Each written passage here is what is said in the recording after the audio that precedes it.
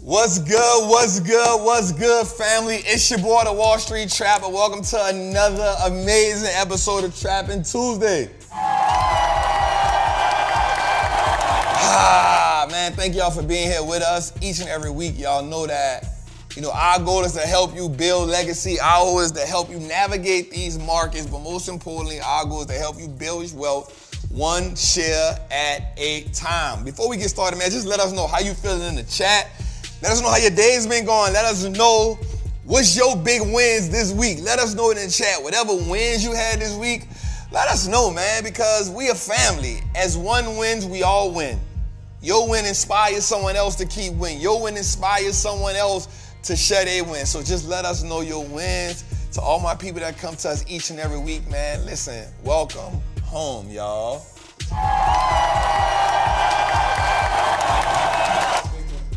A big win for me this week was, let me think, man. I had a few things that happened to me this week, Jose. I think one of the biggest wins this week was I literally sat down and said I would dedicate more time to talking to God this week. And that's been big for me because I have been doing it. Shout out to my friend Megan Ashley. She sent me this Tony Evans Bible. And this Bible is a phenomenal Bible, bro. Like, I read the Bible and the Quran, right? So I pray, I make salat, I do it all, bro, because I think the ultimate goal for me is to just get closer to God, bro. That's what I'm trying to do before I expire, bro. And I was reading this thing about spiritual growth, bro. And inside of it, the first thing is the 15 rules to spiritual growth. And spiritual development, which was something I never heard of, right? Like spiritual development. And I was inspired by Dawn Staley. So Dawn South Carolina just won the national title, right? For the girls. Salute to those queens. Salute to women's basketball for just growing. Salute to the ladies who now feel that them being athletic now is getting a light, because I think that's going to pivot in all sports, whether it's soccer, whether it's basketball, whatever it is that the ladies are doing. We want to salute to y'all over here at the Wallstreet Looks Like Us Now Network. And what I want to say is Dawn said something that was profound to me, and it really sent me in this space. She said, this is uncommon faith. And bro, when I heard that, like I was listening to the game, Jose, and I was having fun. I was like, yup, this good, this dope. But when she said uncommon faith, Jose, I think my whole, how you hear something and it just like hits you. Like it hit me and I was like, ooh. And so I made a post talking about it, Jose. Right? You know me, you know the way we do on this show. We talk about stocks, we talk about everything, right? And you asked me what my big win was, and my big win was predicated to this. So I wrote down something that says uncommon faith. The ability to increase your faith in God when doors close, setbacks occur, and nothing is going as you thought. But his presence is anchored to your life, so you trust blindly, and that keeps you calm. That is uncommon faith. And the reason why I came up with that after her statement was, we've all understood the idea of faith the size of a mustard seed can move mountains. But what happens when you have faith the size of an avocado?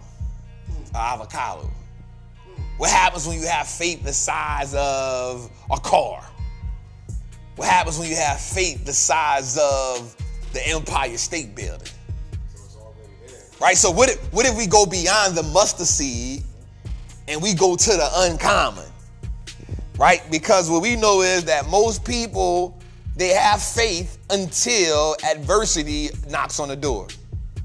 Right? We know that, right? We know that most people have faith. And no matter what the way of life or what the walk of life is, we understand that most people have faith when things are going their way. Right?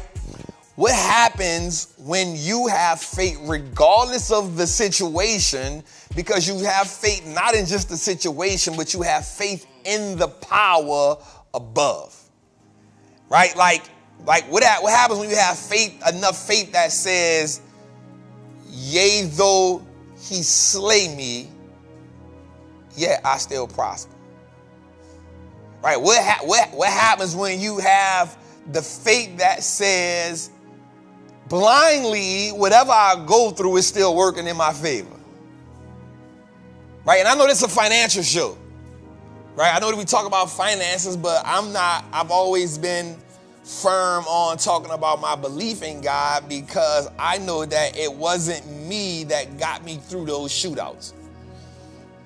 You know, Nip said something that I love. It's one of the most profound things he said. He said, I can't remember exactly what he said. In so many words, he said so many words. He said, the whole while I thought it was chess moves, but it was God. In so many words. I can't remember the exact line, right? And I think about that. It wasn't me that got me found not guilty.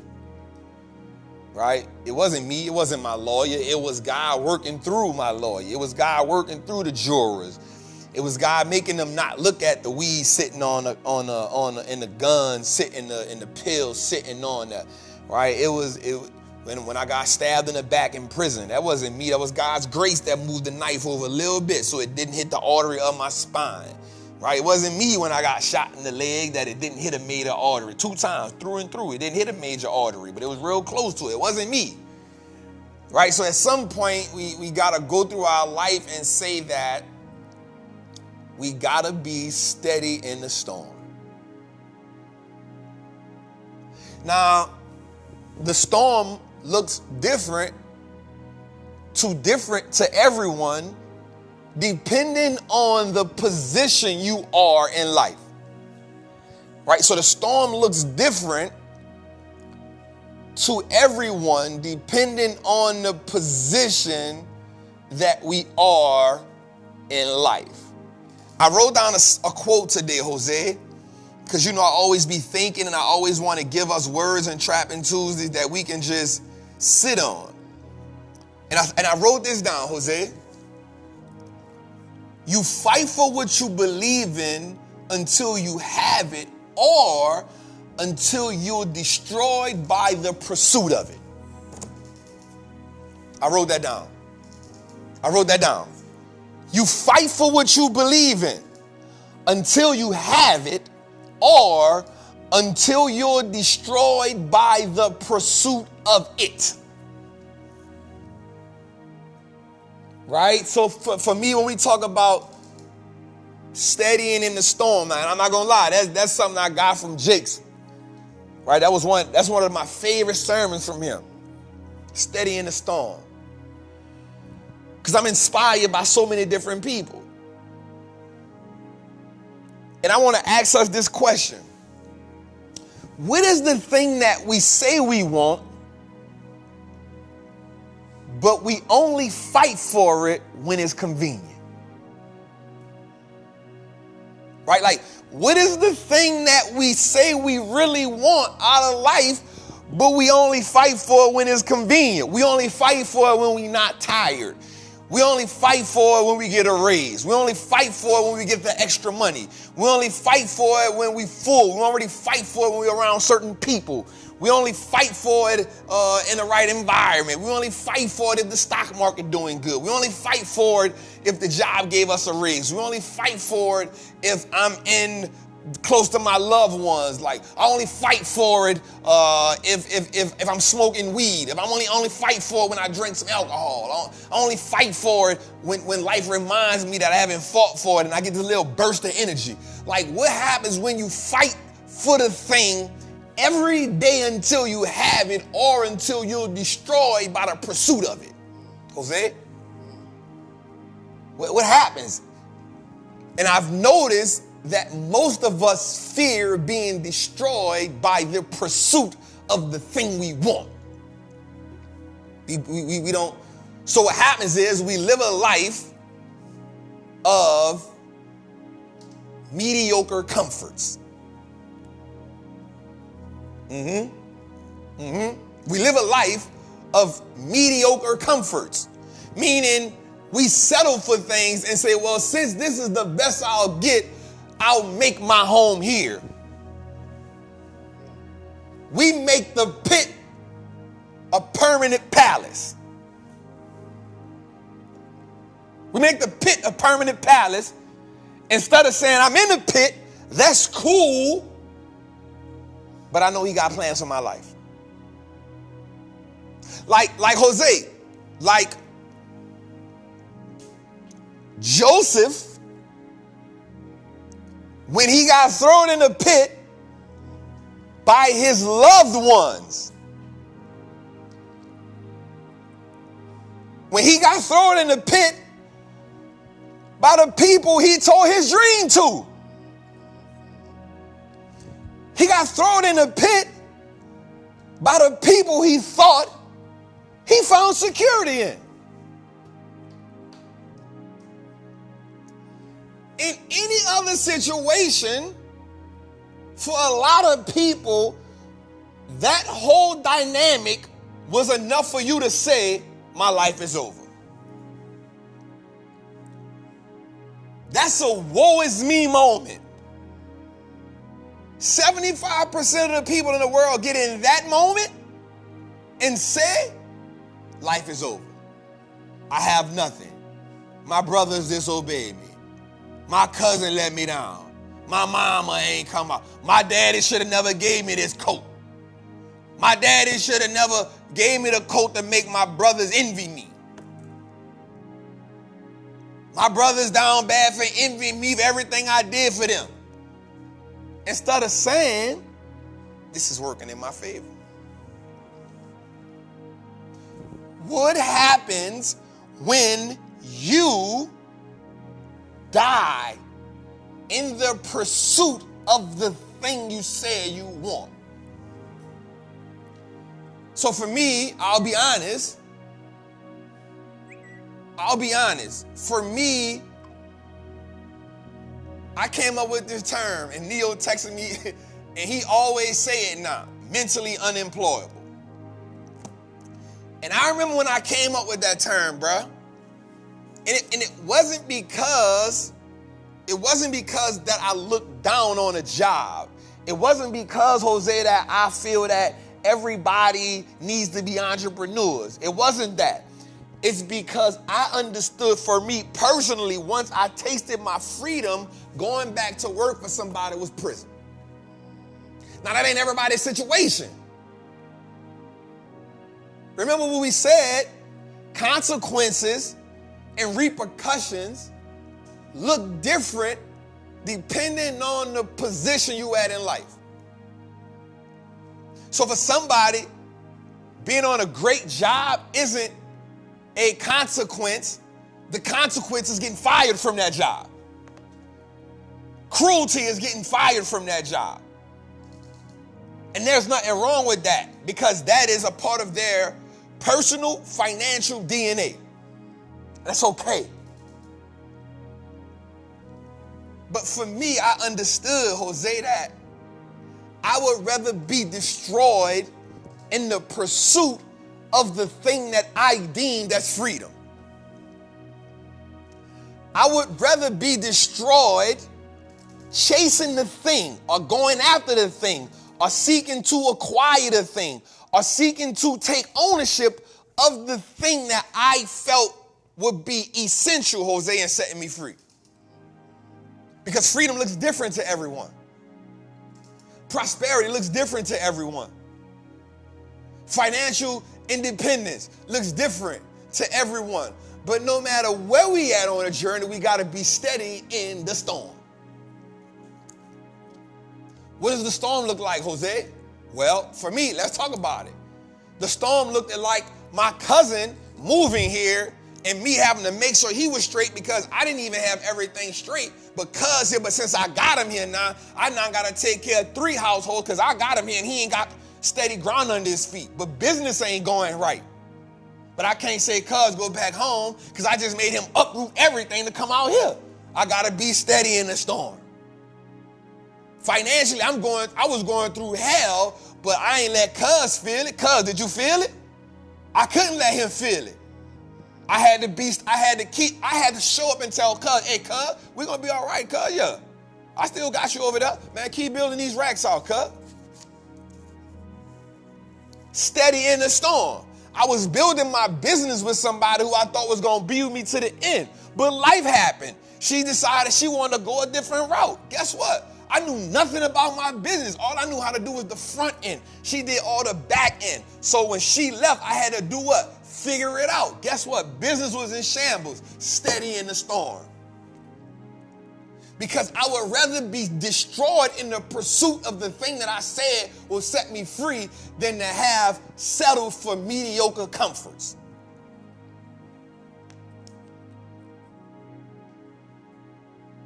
The problem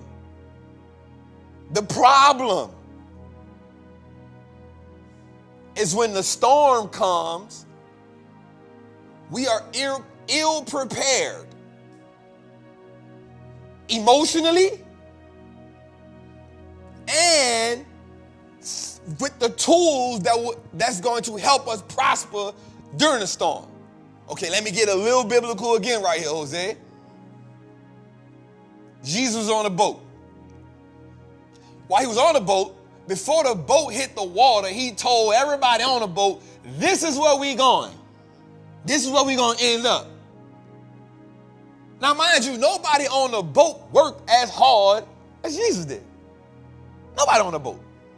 As a matter of fact, if we being 100% real, everybody on the boat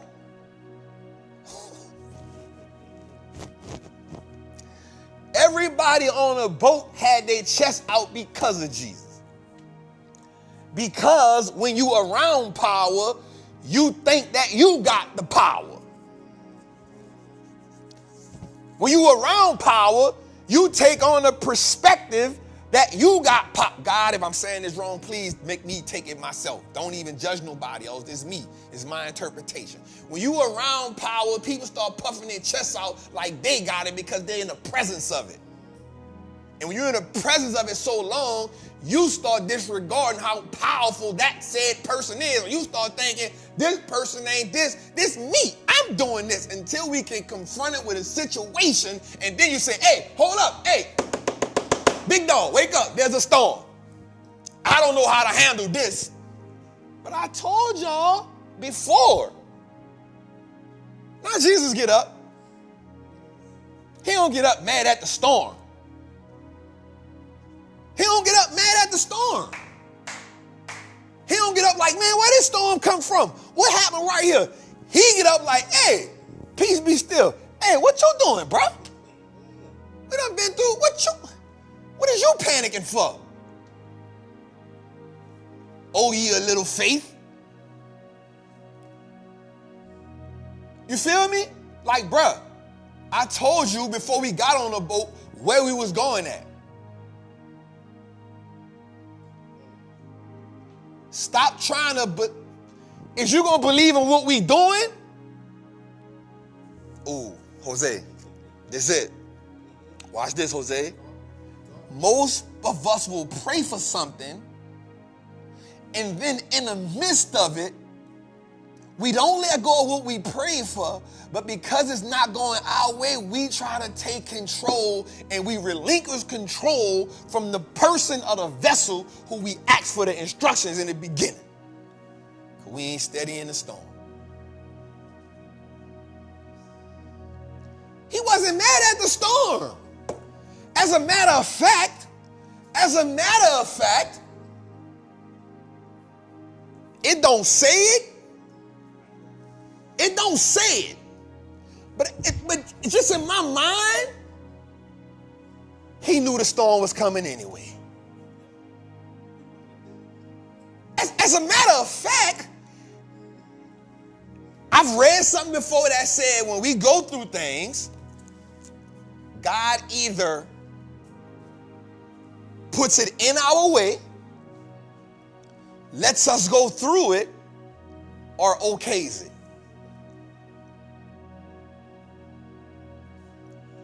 I'm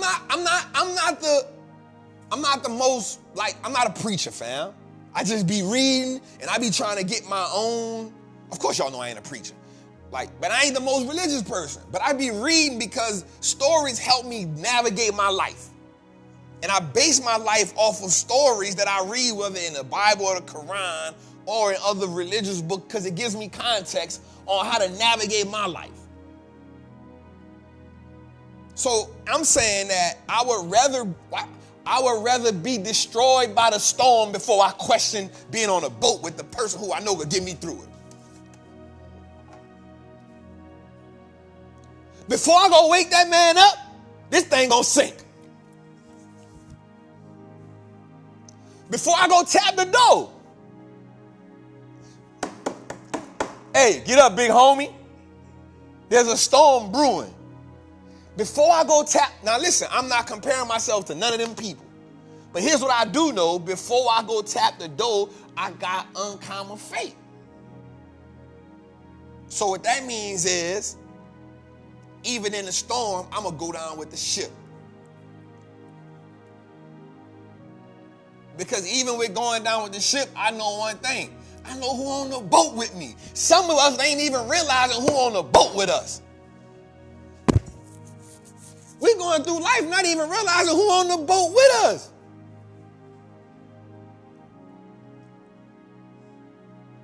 Steady in the storm. So watch this.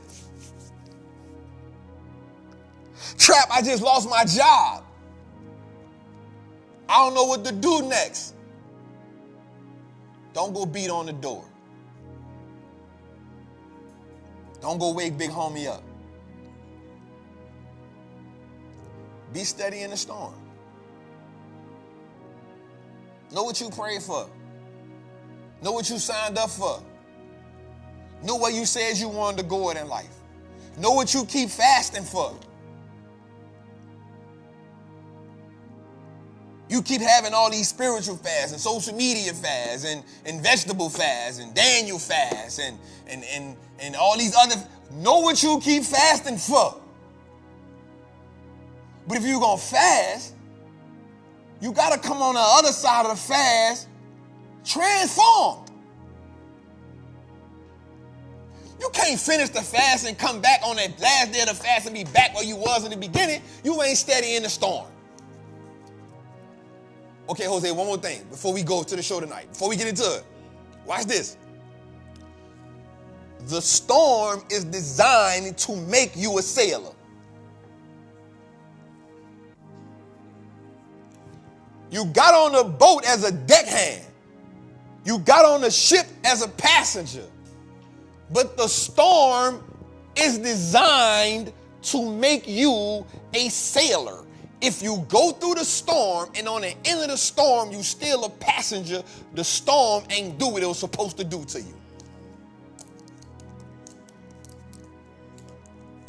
You ain't learned nothing. You ain't learned how to navigate.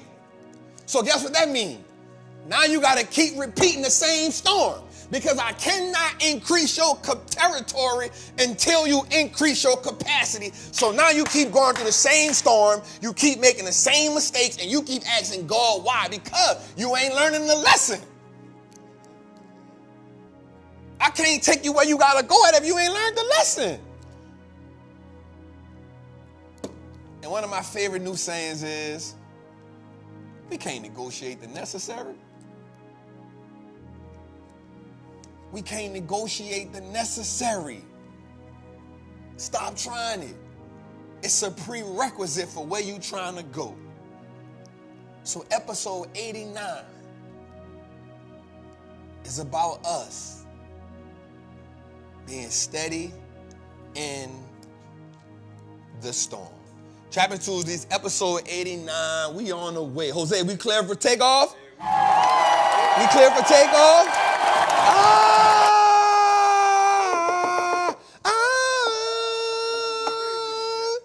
It's everyday people. Hey, hey. Hey, my dog just came home from doing 25, man. He came home today, bro. And I just paid for him. To get a haircut. This sucker better answer this phone, you hear me? I just paid for him. I told my cousin cut his hair, Jose. I said, man, cut his hair for the next 10 weeks on me, you hear me? Okay.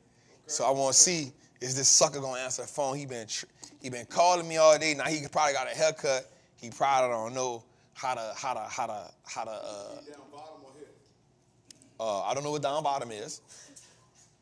In New Orleans, Louisiana. 100% he's in New Orleans. This sucker ain't answering his phone. He got the haircut. He don't know how to act. I thought he was going to get the spicy ATL hookup. Nah, he did something crazy because he came home and he was doing some weird stuff, man. I think he just wanted to go get him a piece, you hear me?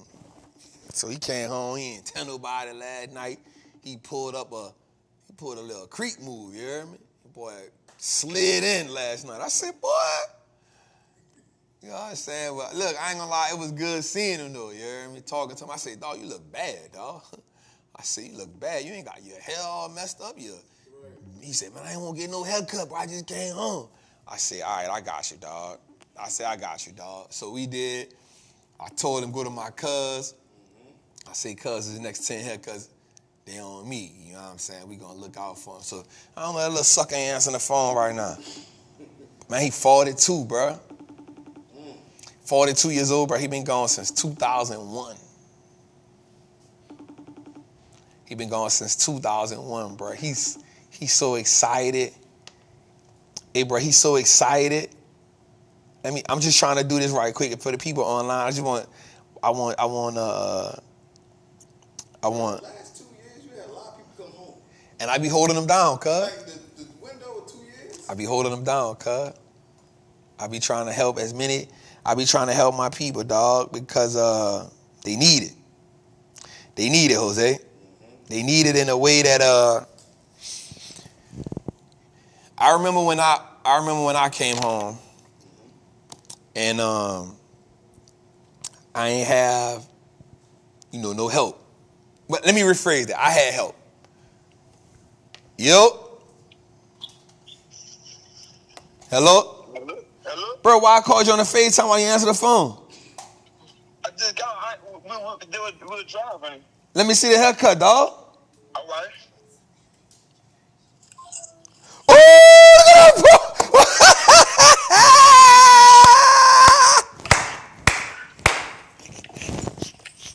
How you feel, boy? I feel like you. How you feel, son?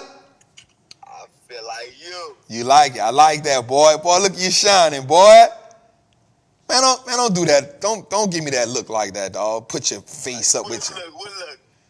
I'm saying, bro. Let me see, cuz. Turn to the side. Yeah, that's good, cuz. That's good right there, cuz. Let me see, turn to the other side. Bro, I appreciate the setting you put me in. You see what I'm saying? Yeah. I appreciate the setting you put me in. Yeah. You know, all barbershops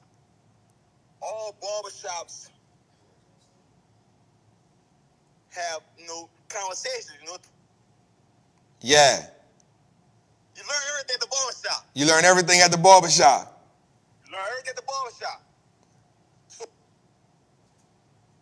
I'ma holler at you, my nigga.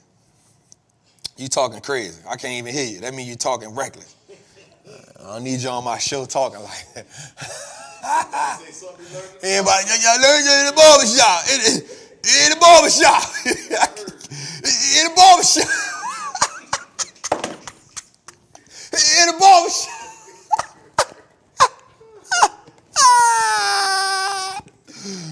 But that's my dog, man. That was my, man, we was both young, bro. We was both young, bro. I was about 17 at the time. He was 18.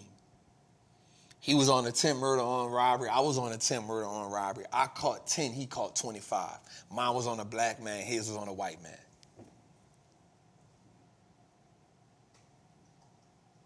Same area? No, he was in the Garden District, which is somewhere you don't go at. And seeing him today, it just brought back memories, dog, of like, I remember, bro, just me and him, like seeing him, and I remember when we was 18, 19, 20, 21, 22, and I'm looking at him and I'm looking at myself, and I'm like, damn, I left him in 2007. I've been home maybe 16 years. You talking about me being home 16 years. He said something to me today, bro. He said, say, bro. So he called me Lead It. He said, say, Lead It, bro. He said, bro, you the only person that went home and did everything you told me. Everything we talked about at 2 o'clock in the morning, 3 o'clock in the morning, all them damn books you used to be reading, and everybody used to think you was tripping reading the books, but you was so passionate about reading them damn books, bruh. And you used to be telling us about money and how we tripping and how the dope game was. And he said, Brent, I'm looking at you now, and I'm like, damn, that's my brother. And he said, also, bro, like you inspiring me to let me know that I could do it, that it's possible. And I told him something. I said, I'm your cheat code. I'm your cheat code. You don't gotta look at Instagram and be inspired. You gotta get on the rap videos and be inspired. You don't get on YouTube and be inspired. I'm your cheat code.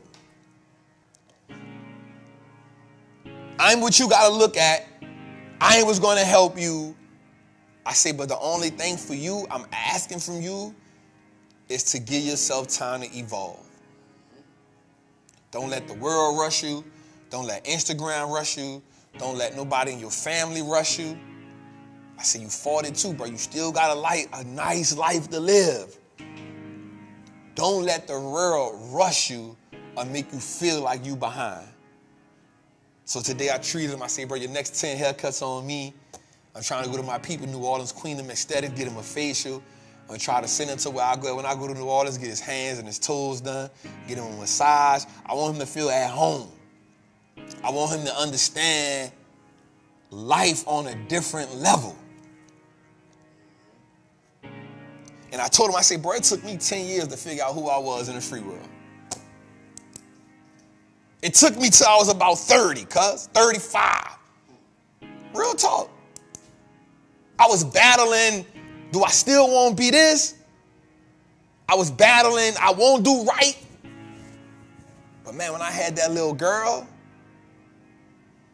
it changed me. It flipped the script. I didn't want to be a shark no more. I didn't want to be a beast no more. I'm going to keep real. I didn't even want to be a gangster no more. I just wanted to be a daddy. I just wanted to be a daddy. And I told him on the phone today, I say he heard my little girl talk, and he said, damn, bro, let me see her.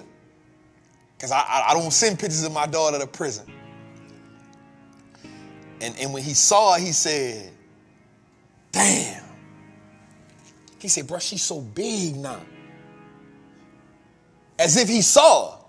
But he remembered when I told her she was born. And so his mind, he visualized it, and when he saw it, he said, say, bro, I know that's what changed your life.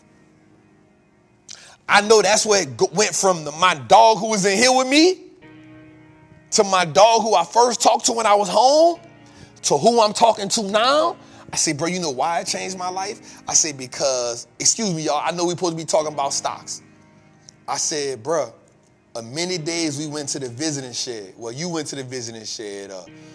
We seen dudes come from the visiting shed.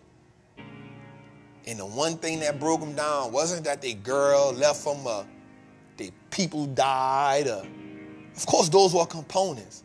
But every time I saw somebody come from the visiting shed with a child, I don't care if you was on a murder, I don't care if you was on a kidnapping or carjacking. Every time I saw somebody who I know was a certified gangster come from that visiting shed seeing their child, they came back different. They needed a day or two to get themselves together. Every time that child wrote them a letter or they saw a graduation picture, that picture, it changed them. It humanized them. Because in prison, bruh, you try your best not to be human. It's kind of like being at war. When somebody at war, they don't want to read the letters about loved ones because it's the easy way to get you killed.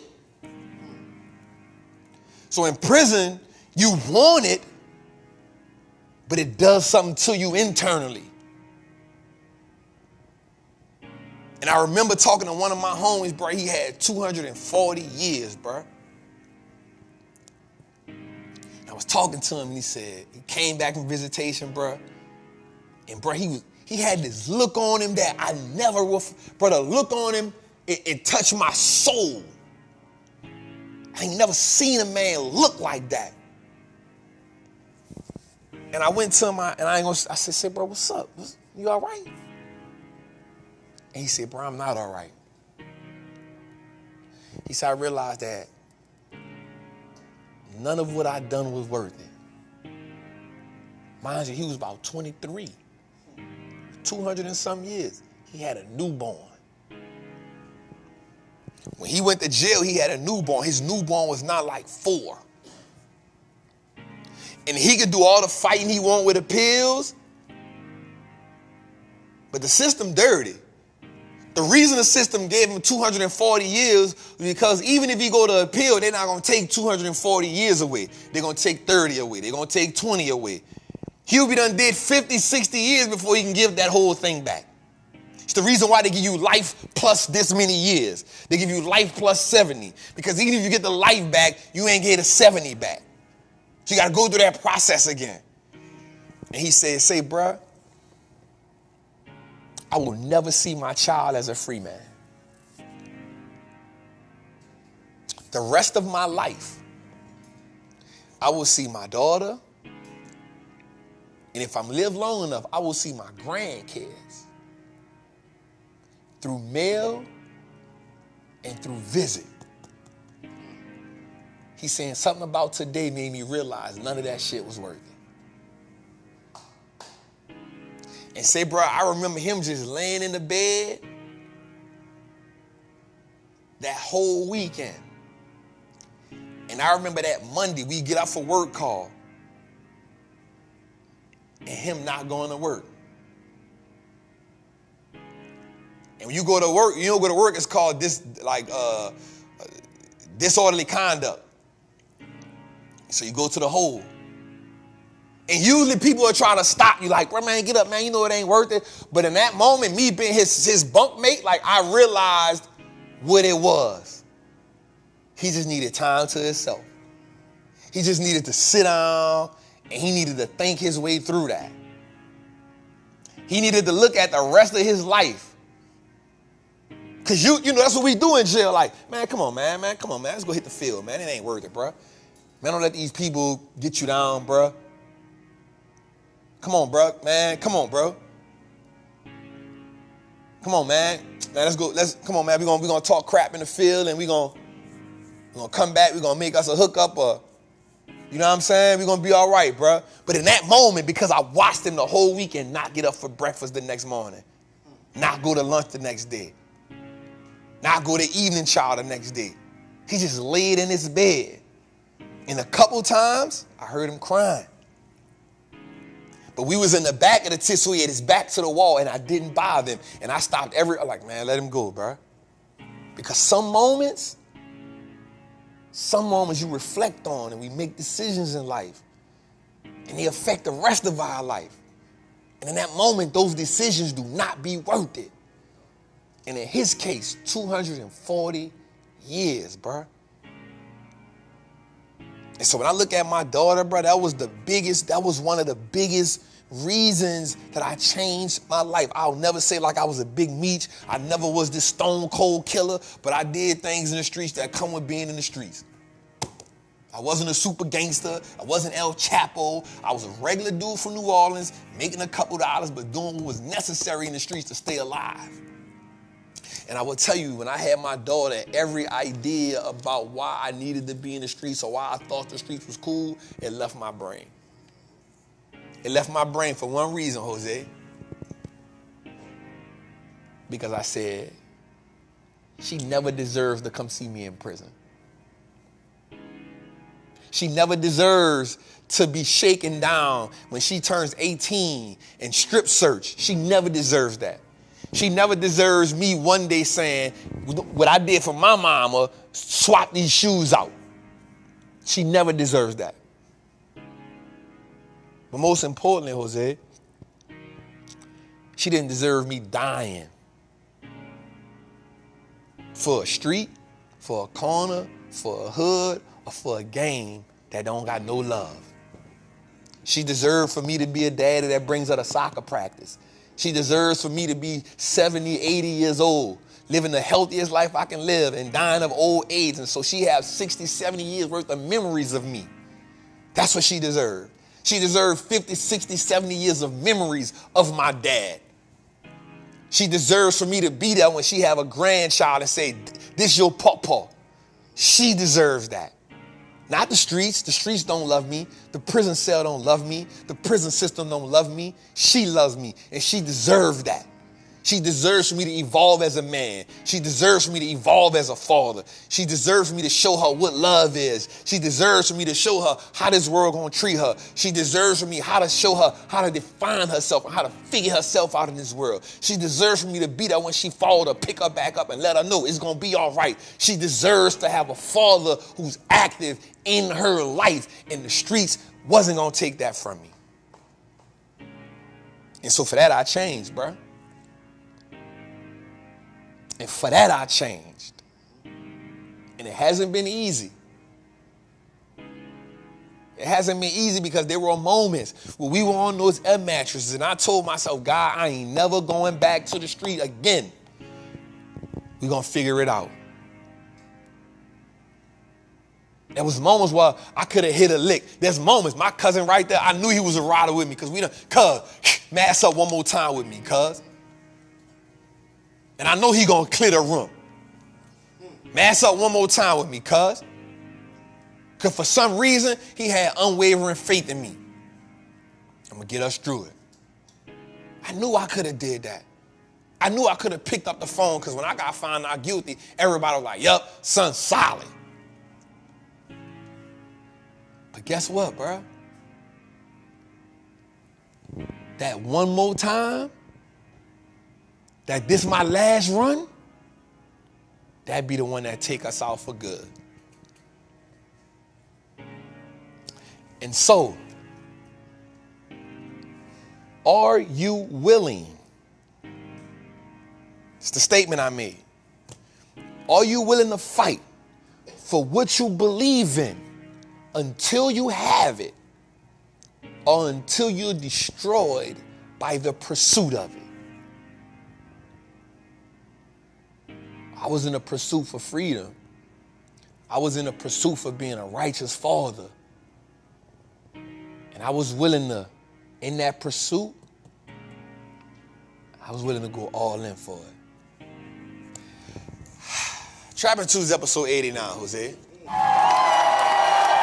We're an hour in, dog. My bad. I ain't talking about God dog on stock yet, Jose. My bad, bro. Damn, dog.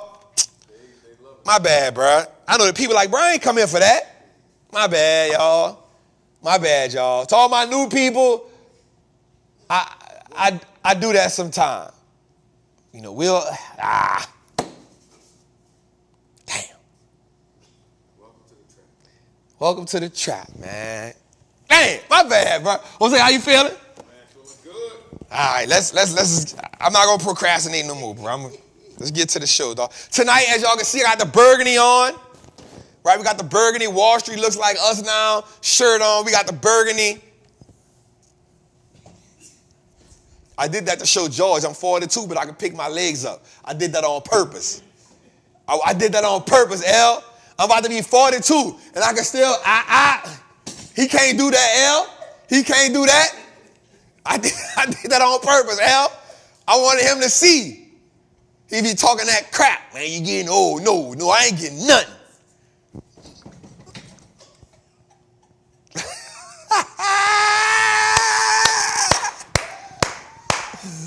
Let's go, baby. I don't know what he talking about, Jose.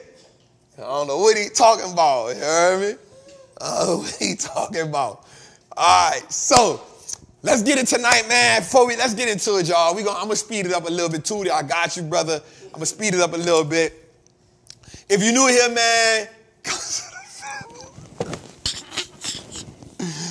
If you're new here, man, welcome home, family. Welcome to the crib, man. If you've been here for 89 episodes, what's good, baby? Y'all know we got a seat at the table for everybody. You know what I'm saying? We love y'all. We just don't serve no pork. We don't serve no chitlins. We don't serve that at the table. No pork, no chitlins. Right? No hog maws at the table. You know what I'm saying? If you got to go to the store with your cousin, don't come back funky. It's a holiday secret. In the black, you don't know, Jose. You don't know. Everybody else in the chat, they know. Oh, okay. Everybody in the chat know. If you don't know, they got food in the house. If you got to go to the store with your cousin, if you got to go outside with your cousin, don't come back in here smelling like happy grass. Mm-hmm. Come back in here smelling like that. Don't come back in here eyes watering talking about, man, y'all tripping. Don't come back in here like that. All right, stay out there. Stay out there. Our family was the smoke run. We were full of liquor. We full of it. Lay out. Free. Man, Tita, you tripping. Free. You got my house. Tita, you tripping. Man, why Tita tripping like that, man? She tripping. And Muff, George, you're right. George, you know better. Man, I'm going out. I ain't coming here. This is George. Look. George quit out. Man, get your mama, cuz. Man, that's your auntie? That's your auntie? It was your mama first. Nigga, George, you go in his room upstairs and lock the door on everybody. Leave everybody. Leave me down there by myself. Now she all, and once ain't need to start talking, cuz, she talking, boy. You think I can talk, boy? Picture me on 3,000, boy. Especially if a cowboy move on, it's over, nigga. Nigga, talk about a good, what his name? Mark Twain, John Wayne. Good John Wayne movie is over. Free. Huh?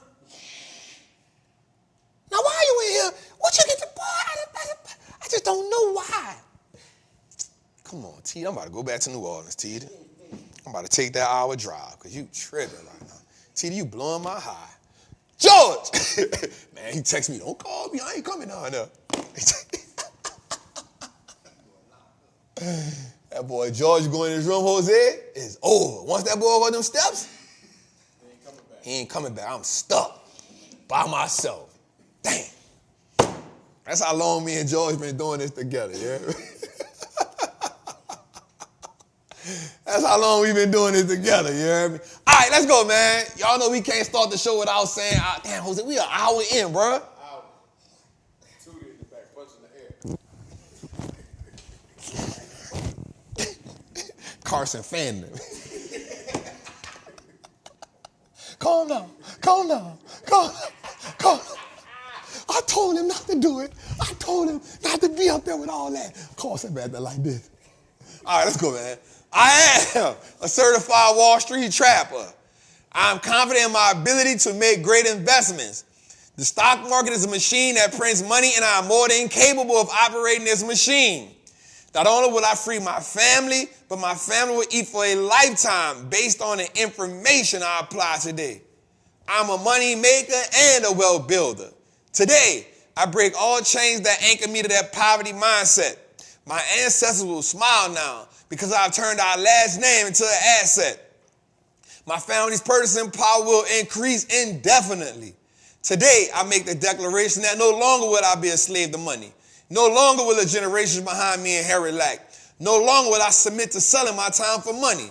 I am a first-generation millionaire. I am the architect of my family's legacy. I am a certified Wall Street trapper, and Wall Street looks like us now. Let's go, Tootie.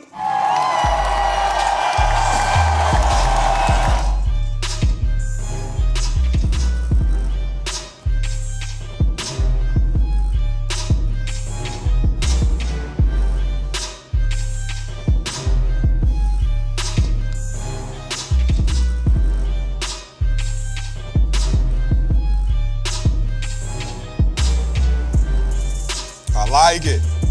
I like it. I like it. I like it. I like it. I like it. All right, y'all. Let's get to it, man. We're going to get to it today, man. God darn it, man. I don't know how I started off the show like that. Damn, that was a heavy start off, Jose. All right. Let's get to our word on the street, man. Let's get to it, man. First and foremost, the Dow Jones was down today, so our industrial stocks are kind of taking a beat. I'm not going to lie, man. They kind of getting beat up right now. The NASDAQ is up today, and the S&P is up today. I will get into something, but I want to say something right quick, Jose. Like, today,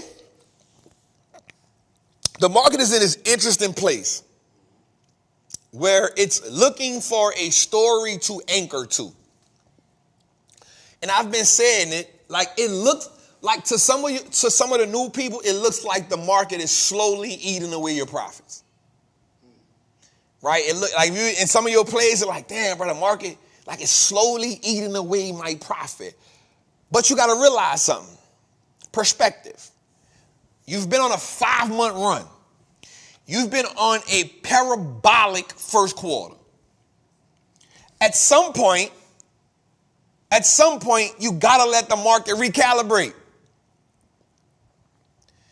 You got to let the market and you got to be okay with that. The market doesn't just say from December to January or from January to December, I'm about to just run up.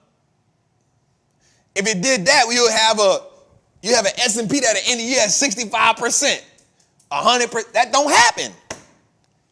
Right? You had a 9% first quarter. Good. That's good. Right? We talked about April being the second best month. Let's let it navigate. Let's see. Remember, we said it don't always repeat itself, but we know one thing, that there are circumstances that could alter what's going on. Right? So what we got to do is we got to be willing to navigate that. We got to say, okay, we were on a 5-month run. If late March, April is a little shaky, I'm okay. I'll find some positions to double down in. I'll find my option plays that I had out a little further. I'll double down in them. But this is how we navigate this market. Right? And I wrote something down and I said something, Jose. I said, if we broaden our time horizon, we can turn a good investment to a great one. Right? If we broaden our time horizon, we can turn a good investment to a great one. Here's why.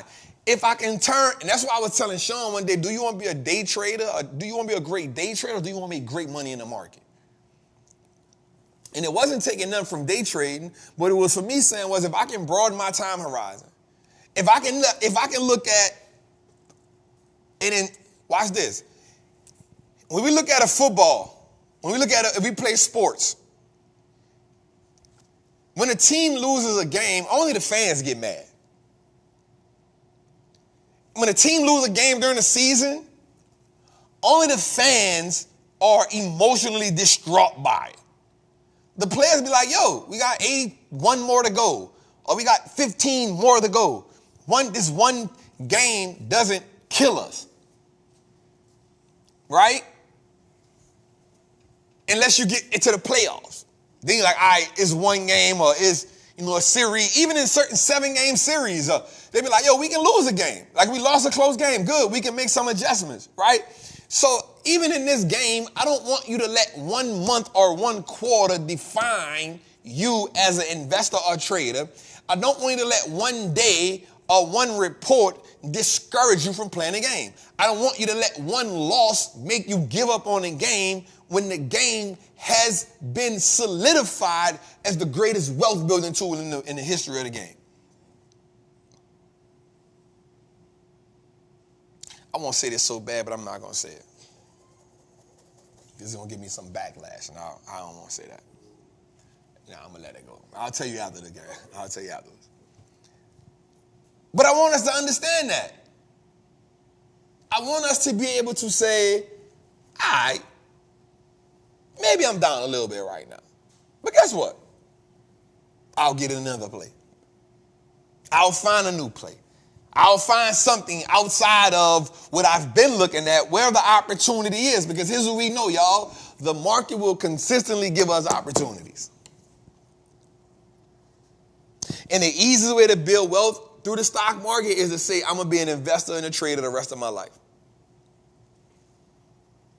That's the easiest way to build it. The easiest way to build wealth in the stock market is to make the decision the day you make the first investment to say, yo, I'm going to do this the rest of my life.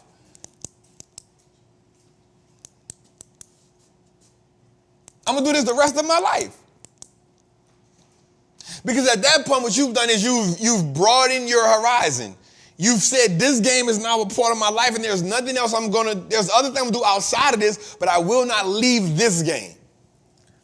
Mark Zuckerberg became the third richest man in the world. How do you think that happened? Facebook stock been on a tear. How do we think this happened? I wrote down a stat today, Jose, that said 42% of Americans do not invest in the stock market. And every day you choose not to invest in the stock market, you lose your financial footing. 42% of Americans do not invest in the stock market. And every day that those people do not invest, they lose their financial footing.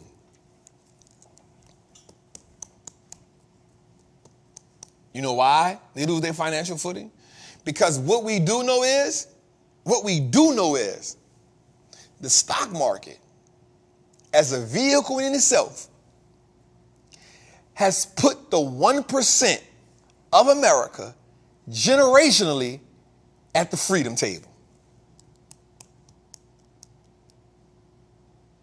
So people always be saying, oh, that's paper net worth.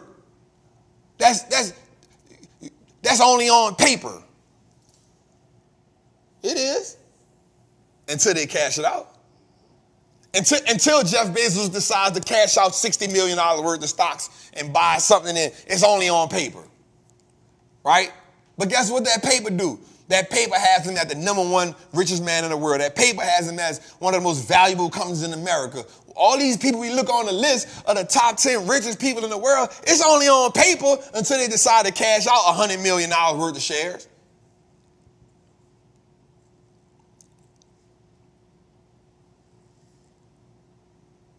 It's only on paper until it says, yeah, Mark Zuckerberg has increased his wealth by $20 billion this year. It's only on paper. All right.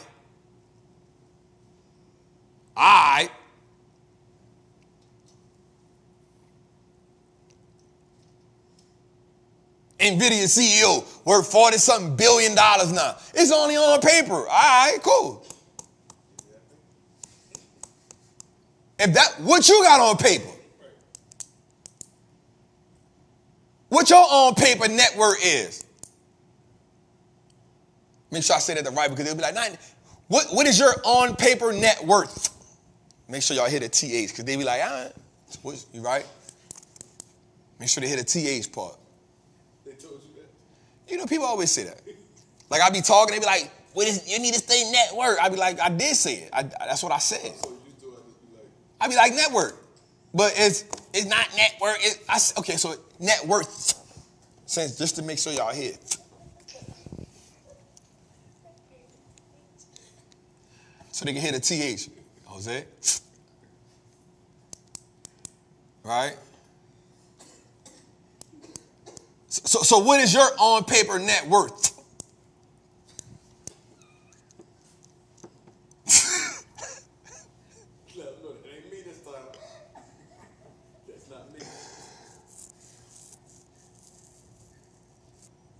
You feel me?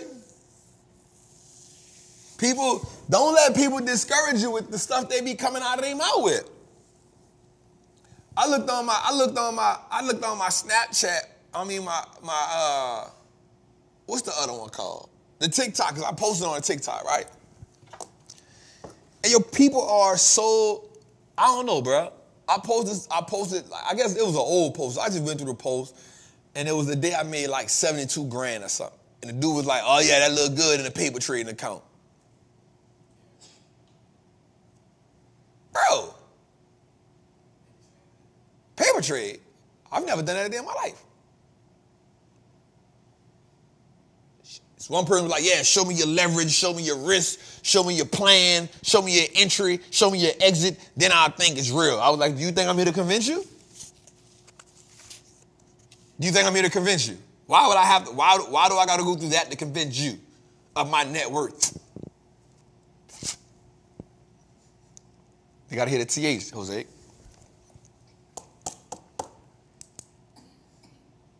All right. Let's go a little further to it. So,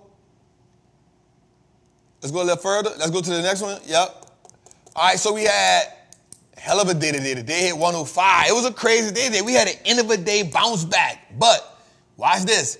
3.5 million calls, 3.7 million puts. If you notice the last few weeks, we've been navigating, we've been breaking this 1% ratio. We've been breaking this ratio a lot. And that lets us know tomorrow going to be a big day. Tomorrow going to be a big day. Let's go a little further to it. All right, so let's see what we did today. NVIDIA down 2%. I'm not going to lie. This punched my portfolio in the face because I got 6 NVIDIA positions, right? So when my brokers be down heavy, I'm doing, all right, NVIDIA not doing good. Right, so we got Google. Now listen, here's my sleeper on them. We've been in them Google plays, bro. That's why I let that play. So the Google play, Google was up 1% today. Google really been outperforming. Tesla got a big bounce today. NVIDIA down today. Oracle down today. Okay, Palo Alto. AVGO, small. Texas Instruments. Cisco. Let's go over here a little bit. Equinox, United Health, Thermo Fisher, Eli Lilly down 2% today. Meta down today. NVIDIA down today. Apple had a little pop today. Netflix down a little bit today. Disney with a little pop today. All right. So this is how we look today. Let's go a little further to it. Fear and Greed Index, we at 61. Last week we was at 63. A couple of weeks before that in March we was at the 70. We see the market. We was in extreme greed. 77. We was in 77. So we see the market pivoting. But here's what I will say. We're going to talk about something right here that's going to be good. The market has $6.1 billion on the sideline. Right? There's $6.1 billion sitting on the sideline. The market is waiting for a moment to deploy that cash.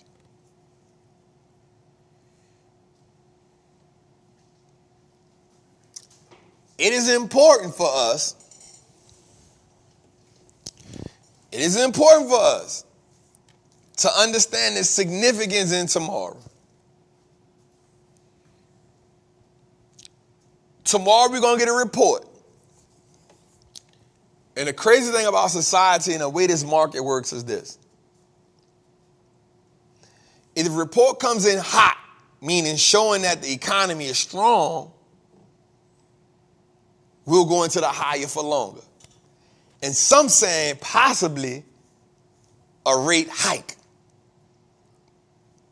Now let me say this.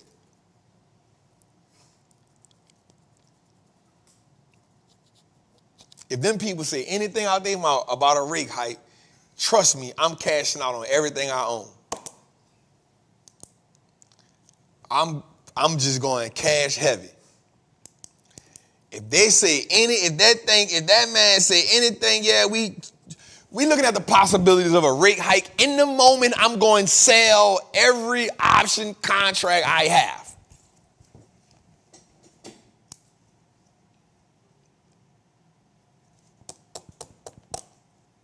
Because a rate hike is the worst possible outcome for the market. So rates mean that the economy is going strong. If the economy going strong, that means too many people got jobs and too many people. Essentially, they want the people. It's crazy. Essentially, the more people that's not working means that they can take money out the market. Because the more you spurt and the more you got money. The more you got money, the more you spending money. And if you spending money, that means they still got that $4 trillion still in the economy. which means if people still spending money, there's still a huge demand, which also means that prices of goods are all up. We trying to get price of goods and services to come down. The only way for that to come down is people literally have to stop working. People got to be laid off a little bit. A lot of spending got to slow down. And if once the spending slow down, then they can say, okay, the economy is cooling off.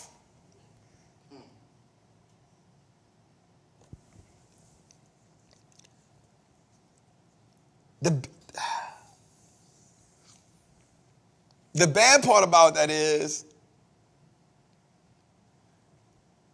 it's such a weird position to be in as a economy. You put the $4 trillion in the economy to try to save the people when really you shouldn't have let the $4 trillion go, but then so many people would have been back in a 2008 situation. But the flip side of that was you put the $4 trillion in the economy, and then the wealthy people of America increased their wealth by $6 trillion. Which means the poor and middle class people of America didn't know what the hell to do with the free money. Because America never taught them what to do with the money. You can blame it on America, you can blame it on the system, whatever the case may be. You got to remember that there is a hierarchy in America.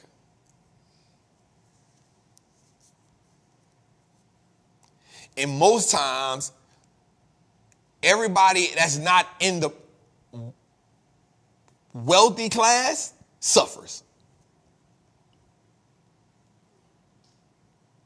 All the people that's wealthy on paper, 80% of them be all right. But the people that's broke on paper,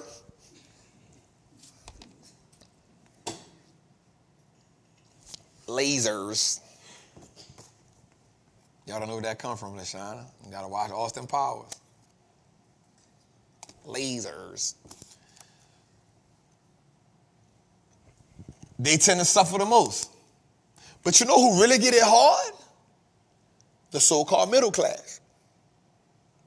Because the so-called middle class, and oftentimes they're 1 or 2 checks away from being poor. There are a couple purchases maxed in the credit cards, and now everything has to adjust. And so because they're adjusting to an economy that is pivoting, they feel it worse than the poor people because the poor people have become accustomed to how to maximize situations. Like we already know, the checks, bet, it's egg and rice this week. It's egg and rice this week. You feel me? It's smothered potatoes this week. Y'all don't know about the smothered potatoes. You put the sausage in see, LaShawna, look, you take the potatoes, red potatoes, you cut them up, you put sausage, you put bell peppers, you put the Trinity in there, you put some, you can eat a pot of that for 3 days. Stretch. The only thing I never did was put water in my cereal. I never liked my cousins that did that. I was like, why would you do that? Why would you put water in cereal? That don't make no sense. Yeah. I didn't like my cousins that did that. Why would you do that? That hurt my heart. Cereal don't go with water. I ate my cereal dry. You feel me? But so poor people in that situation, we know how to navigate. Like it don't get too, I bet. We got some corn and rice. We got some egg and rice. We can live here. We got some cheese. We can make some grilled cheese, but it ain't really grilled cheese, it's microwave cheese. The grilled cheese be good too, especially if the toast crispy on both sides with the butter, we can live there. But what happens to the people who've made it to the so-called middle class, their whole life has to adjust.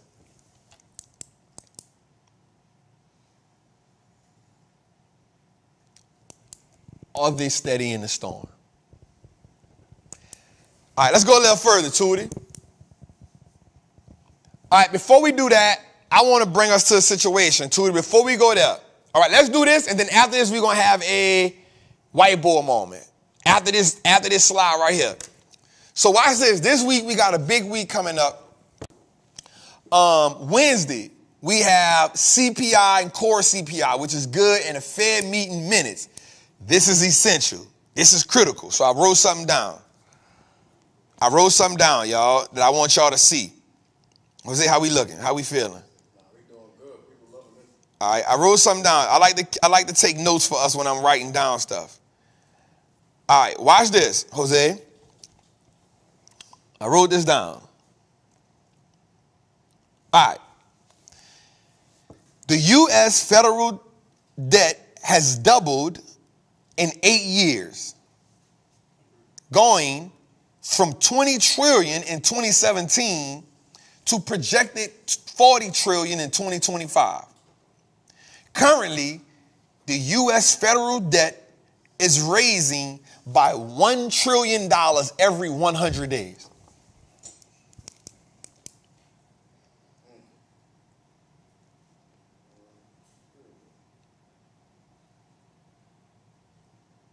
That would mean we would have put $17 trillion debt in the world from 2020 to 2024. I just was doing some numbers, Jose. And this is why we in the situation we in. So I went a little further. This is why this is important. Since 2019, Jose, write this down. Watch this. Since 2019, cocoa is up 345%. Orange juice is up 260%. Olive oil is up 219%. Sugar is up 120%. Fruit snacks is up 77%. Cooking oil is up 54%. Chocolate bars are up 52%. Applesauce is up 51%. Beef is up 51%. Mayonnaise is up 50%. A loaf of bread is up 42%. Eggs are up 40%. Milk is up 40%. Cereal without the water is up 38%. And butter is up 24%. We have officially been in 3% or more inflation for 3 years. The average American is right now paying 40% more for groceries than they paid in 2019. Put that in a numbers perspective, the average household right now is paying an extra $442 to get the same grocery they bought in 2019.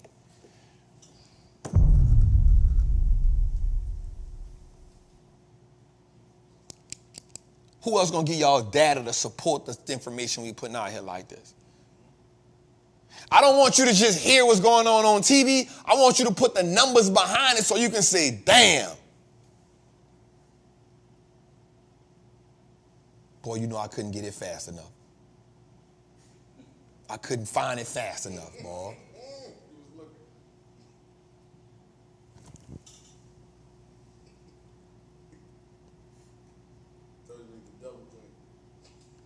Let me see. Hold up, Jose. Damn, I don't see it. Damn. It ain't on here. You don't got it? That Gucci man. Damn. This nigga here. So I'm going to say that again. Just so we can repeat it so people get it. I know I talk a little fast when I'm excited. The U.S. federal debt has doubled in just 8 years, rising from $20 trillion in 2017 to almost projected $40 trillion in 2025, which is next year. Currently, the U.S. debt is rising by $1 trillion every 100 days. To put that in perspective, if the U.S. debt hits $40 trillion in 2025, it would be a $17 trillion increase from 2020 to now. $17 trillion more in debt in 4 years. And here's how we're affected. Coca is up 345%. Coca. No, like the chocolate. Orange juice. I thought you were talking about the soda at first. No, man. Orange juice, 260%. The same stuff that sent Mortimer and Randolph broke. That went over some people's head. Duke and Duke. Olive oil up 219. Olive oil. Sugar, 120%. Sugar. Fruit snacks, 77%. Cooking oil, 54%. Chocolate bars, 52%. Applesauce. Just applesauce, 51%. Beef, 51%. The same thing Jack Dutton and them been fighting for years. Kettle. Mayonnaise, 50%. A loaf of bread, 42%. Eggs, 40%. Milk, 40%. Cereal without the water, 38%. And butter, 24%. Which means inflation has officially been over 3% for exactly 3 years. The average American household right now is paying an extra $442 per grocery for the same thing they paid for in 2019.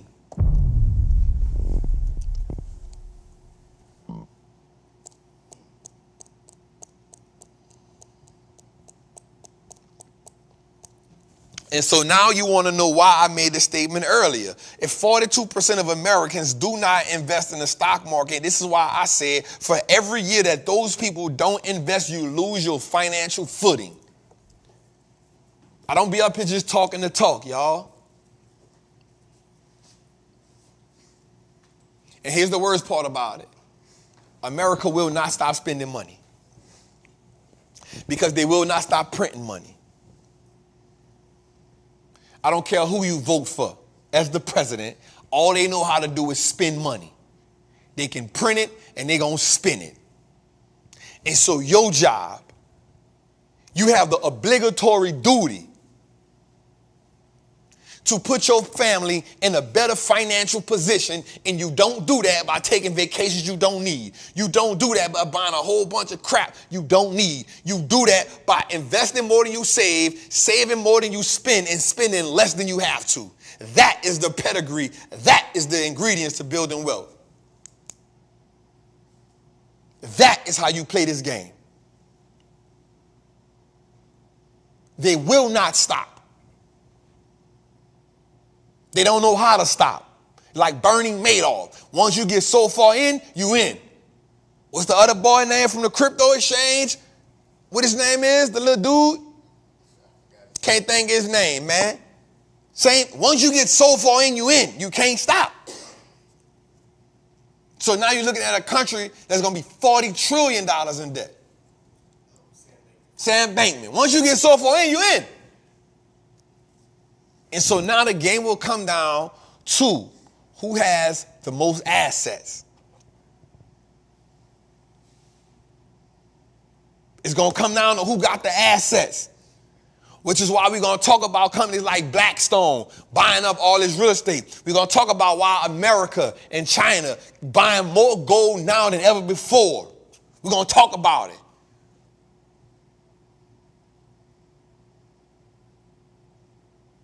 You can run around here playing like it's a joke if you want. And I ain't just talking stocks either. I'm talking about stocks. I'm talking about real estate. I'm talking about gold. I'm talking about art.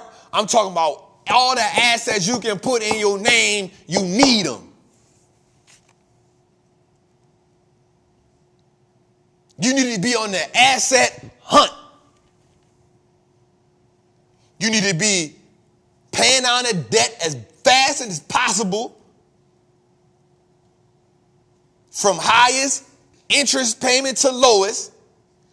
You need to be trying to put some money up to be liquid. And I know everybody talking about putting it in a bank. I'm talking about shoebox money. I'm talking put it in a safe in the crib. You need to put some dollars. You need to put some gold bars. You need to put some silver. Something's going to happen where you can't go to the bank. Somebody going to run off with the notes.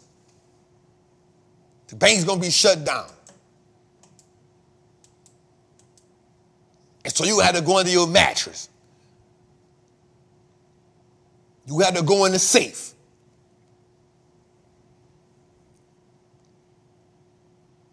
And so you know if you got the safe in the house, and you got some money, and you got some precious metals, you know what else you're going to need.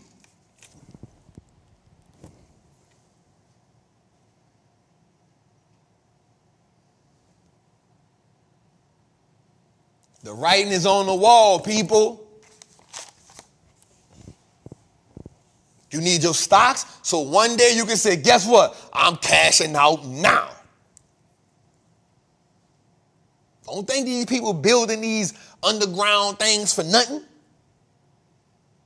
Don't think we having these brief shortages for nothing. I was reading a book one day and it said something. It said one way that the government prepares the people for something that they're about to do, they do little increments of it. They do little increments of it to see how you handle it. Now, I'm not a prepper is what they call them. I'm not a prepper. I'm not a prepper, but I see the writings on the wall. I ain't saying they lying.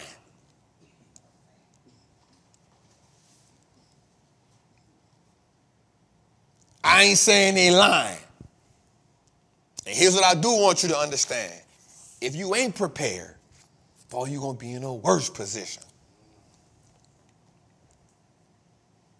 If you ain't prepared, you're going to be in no worse position. Because what happens when you ain't got no money and you ain't got no guns and you ain't got no land that you own and you don't own no property? Because guess what the people with the property and stuff are going to start doing? They're going to start using that as collateral to sell and to get them where they got to go at.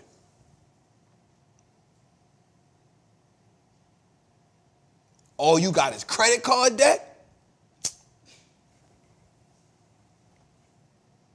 All right, so this week we got earnings into play. WD-40 went up for earnings today, came out pretty good. Tomorrow we got Delta, but also we got CPI, core, we got Fed meeting minutes, we got monthly U.S. budget, we got wholesale inventories. Tomorrow is going to be a hell of a day for y'all, for all of us. Tomorrow is probably going to be one of the most impactful days of the year because it's going to tell us where we navigating to. It's kind of like everything sitting on this moment. It wanna know. Like the market needs, watch this, the market needs some type of security. The market needs, I told you the market is a forward-looking mechanism. So it's always looking for a story that it can run with. It's always looking for a story that can make it say, I'm about to buy some more, or it's always looking for a story to make it say, I'm about to sell some more. It's always looking for a story, and tomorrow is going to give us another page in that story. Not only is that going to happen, but also we get into earnings season. So now we get to see what the companies do in Q1, which is another story because we want to see earnings in companies growing. This is another story. Friday, we got JP Morgan Chase, BlackRock, Wells Fargo, State Street. We got the banks up. Thursday, we got Constellation Brands, Fastenal. So all my people in the Trap Master, in the Patreon, we need to see Fastenal do something. They're going to make us break us. You feel me? We need to see it. All right, let me get off that before I go too far. Let me have a whiteboard moment right quick before we go into the next segment, y'all. It's going to be a hell of a show. I know it. Tootie, we're going to have to cut some of the slides, else we're going to be a 4-hour show, and I got my daughter here tonight, so we definitely can't do that, you hear me? It's going to be important, y'all. I need y'all to see this. I need us to see it. I need us to see it so we can understand what's going on. We can understand truly how to play this game so we can understand what's going on. All right. So I want us to understand something as we come back in, as we adjust. It's important that we understand and realize, how do we determine what the market is and isn't doing? It's going to be important for us to see that. It's going to be important for us to understand that. It's going to be important for us to understand how to navigate that. And so what I want to do right here with this whiteboard moment is put us in a position to understand that and see that. I want to teach y'all how to navigate, how to not panic.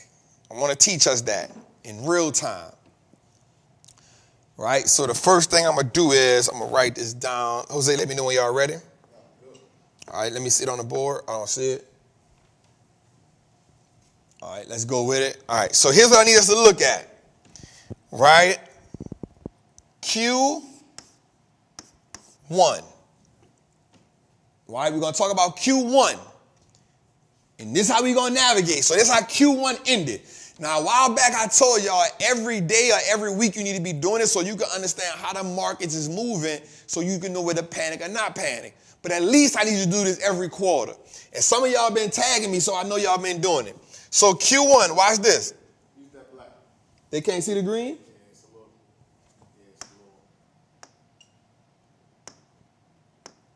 little. I don't want to use black. They can see that? You can see that? I don't want to use the black. Q1. Can you see that? There we go. I won't be ambiguous. LaShana, you feel me?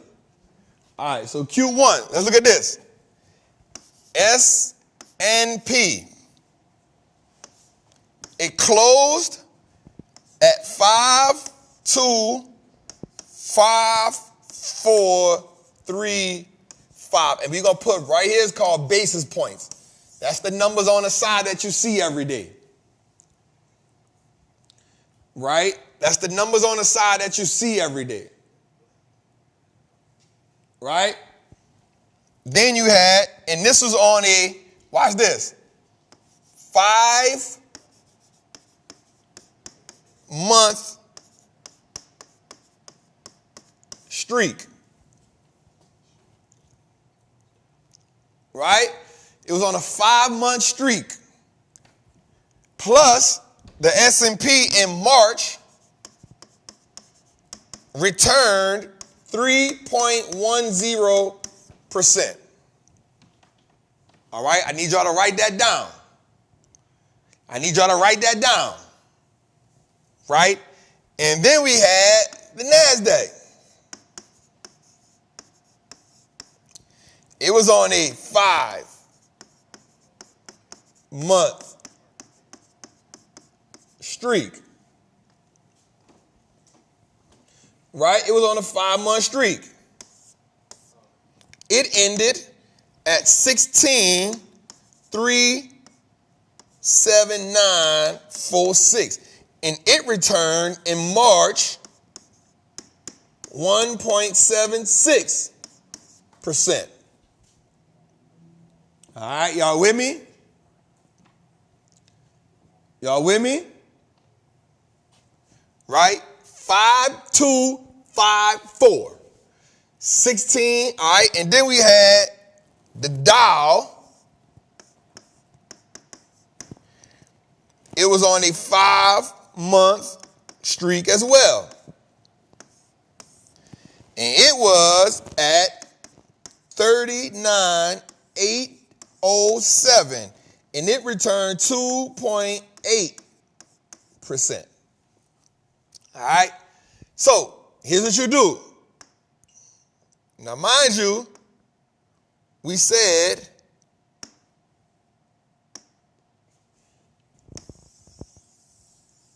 the NASDAQ, the Dow, the S&P. The NASDAQ gave was at 5,254. The S&P was at 5,254. The NASDAQ was at 16,379. And the Dow Jones Industrial Average was at 39,807. Write that down. Write that down. So now as we go a little further, we'll put it right there. We'll come right back and we say, okay, Trap, well, how are we measuring this? All right, how are we measuring this? So we come back and we say, as of today, the S&P is at 5209. The NASDAQ is at, I'm gonna put it close to it. The S&P now is at 52,0991. The NASDAQ now is at 16,306.64.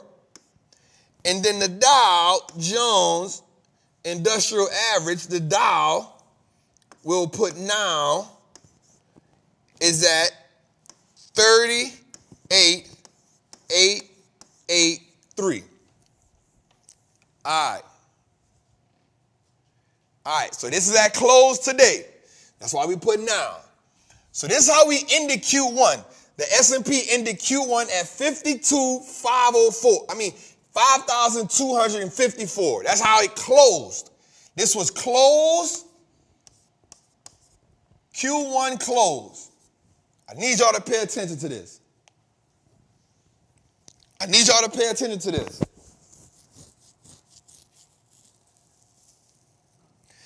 If the 10-year over 4.3, we drop in 2. Not really. It can navigate that. We'll have moments, but not really. If it gets over 4.8, we in trouble. 4.3, it can still, now I seen it at 4.3 something, we still be up. But it can't touch 4.3. That's a good observation. It depends on what's the energy in the environment when it hit 4.3. All right. So, because on average over the last 18 years, it's been 4.8. Right? So, here's what we need to understand. If we look at where the stock market closed to end Q1, it was on a 5-month streak. If we really looking at this,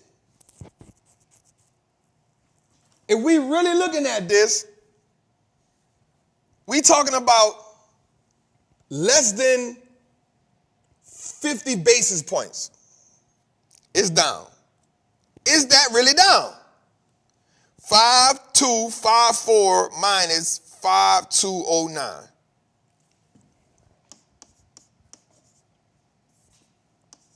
We're talking minus 45 basis points. Is that really down?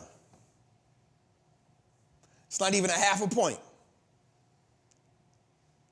It's not even a half a point. So when you're saying, Trap, the market down, bro, it's not even half a point. It's not even half of a percent. Are we understanding what I'm saying here? If we look, now this was at a 5-month run. Here's what we got to understand too. It was on a 5-month run. We expect this has to come down. The market can't run for 5 months without at least giving some of that back. You know why? Because people want to take profits. We've been running for 5 months. We need to take some profits. All right, well, Trap, I got him to play. Maybe you got him to play too high. That's why it's good to have patience. All right, Trap, well, I got him to play. Well, if you in the play like,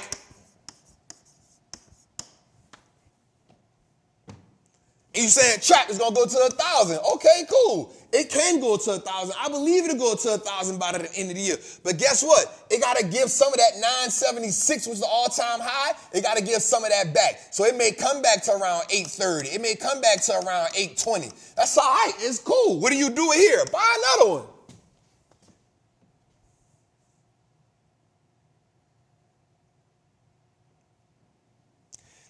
It's 0.45. It's not even much, a half a percent. It's not even a half a percent. It's not even a half a percent. It still needs 0.5 to get to a half a percent. So if we're talking about from the close to now, it ain't even down a half a percent, y'all. Why are we tripping? Right? So if it's at 976, you feel like Trap is gonna go to 1,000. Guess what? If it's going down, that's cool. It got to give some of this back. You know why? Because it's been running since 400. It ended the year at 400. You wanted to keep going and never pull back? Newsflash, it don't do that.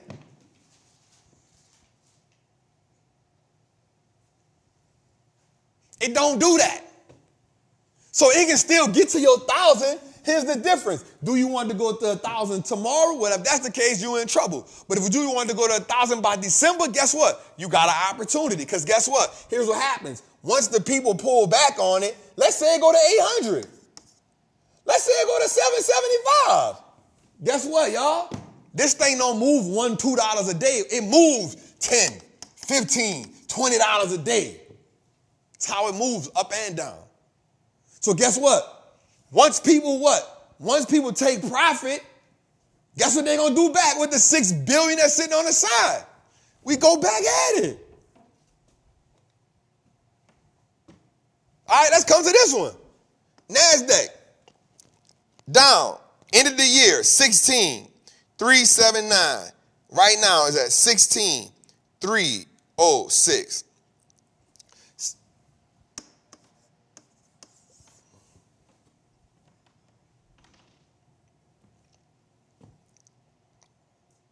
Almost 1%. That ain't even bad. 0.75% almost. All right. All right.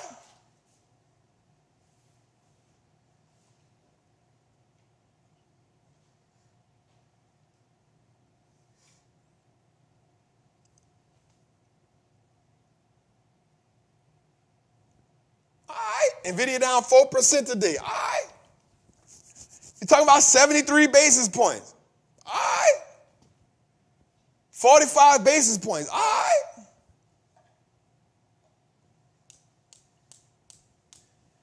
What are we panicking about? We panicking about a few basis points that don't even equal a whole percent.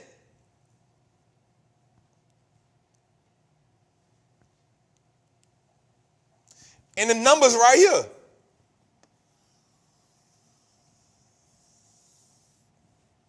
The numbers right here, y'all. The numbers don't lie. The numbers don't lie to us. I ain't just making this up. 73 basis points. Now you got to go ask yourself these questions. How many basis points make up 1%? That's your homework. Don't base it off what nobody else telling you. Don't base it off what I'm telling you. Just go do the homework.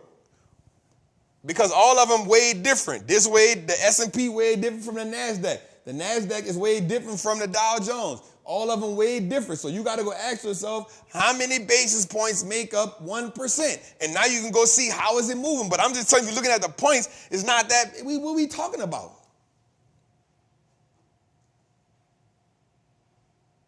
What are we talking about? We're talking about 45 basis points? We're talking about 73 basis points? This is what we're crying about? Bob, if you're confused, just watch it again. That's all.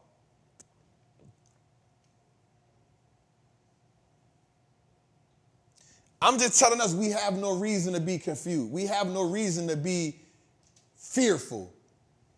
We have no reason to be scared right now. The market ain't moving that much.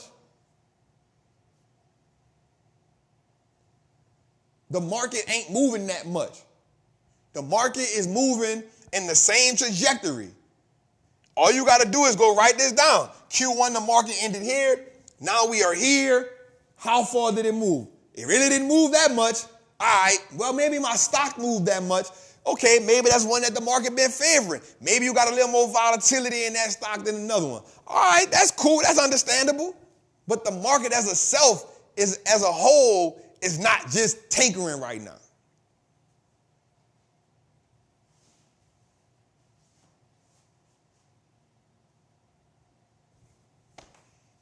So if you in positions like we in, you like, all right. I got till December. I got till September. You play the game different. Now, if you're in them super short positions, you're like, I gotta go. All right, let's go, man. I just wanted to get that moment for us. You know, we're gonna get back to the desk, man. I just want to get that whiteboard moment to us. Don't let a few basis points knock you off your square. Don't let a few basis points take you out of position. Matter of fact, don't let a few basis points scare you out of position.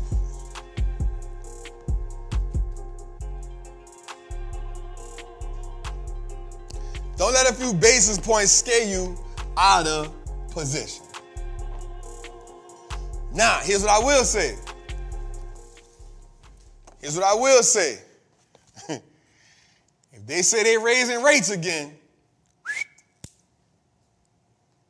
we got a problem. If they say they're raising rates again, we got a problem. We got a problem if they're raising rates. Jose, we got 3,000 people in the chat. Let's go. Shout out to 3,000 people in the chat, man. Somebody say, bro, we need a white boy moment every week. All right, let's go a little further to it. What we got, bro? Let's get into it, man. Oh, we got to do the recession portfolio. Damn, bro, we 2 hours in and I'm just not getting recession portfolio? Nah, yo, we not going through all the slides tonight. It's gonna be one of them nights, dog. Something can you guys show. All right, let's get to the recession portfolio right quick, man. We're gonna run through this right quick, man. Let's go, man. All right, let's start with the buy and hold to it. No, let's start with the buy and hold to it. Yep. All right, Costco gave us $1,000 today. Cintas moved a little bit for us today. EME down today. FICO went negative on me today. Eli Lilly ate a little bit away from me today. Meta, not bad. Nvidia 3,000, not bad. PWR, my 2 new positions ain't really been hitting like I wanted them to. VTRX just done went negative on me. But we still up 19%. The market is up 8%. We all right with that. Let's go a little further, bro. All right, so something dope been going on, man. So Google literally has been outperforming all the other plays, bro. Google is up 16% in the last 30 days. And that's just crazy. So this was the Google play. It's out in September. I've been in that play for a while. It done turned green. Look, $3,000 a day. We up $9,000 on that one. Eli Lilly took 14 bands away from me today. I don't like that. Meta, I did sell I had to sell it. Yesterday I sold it. My Meta April 19th call. Finally sold it. Not mad that I sold it because we lost a little bit today, so wasn't mad at that. Still in my June call. I'm not gonna lie. I'm looking for another Meta play. I'm letting my people in the Patreon know right now. I'm looking for another Meta play. I'm looking for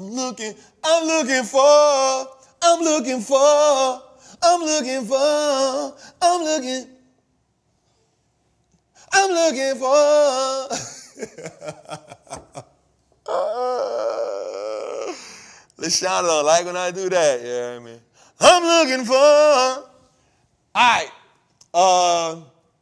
Netflix down on me today. A little bit. Not mad at it.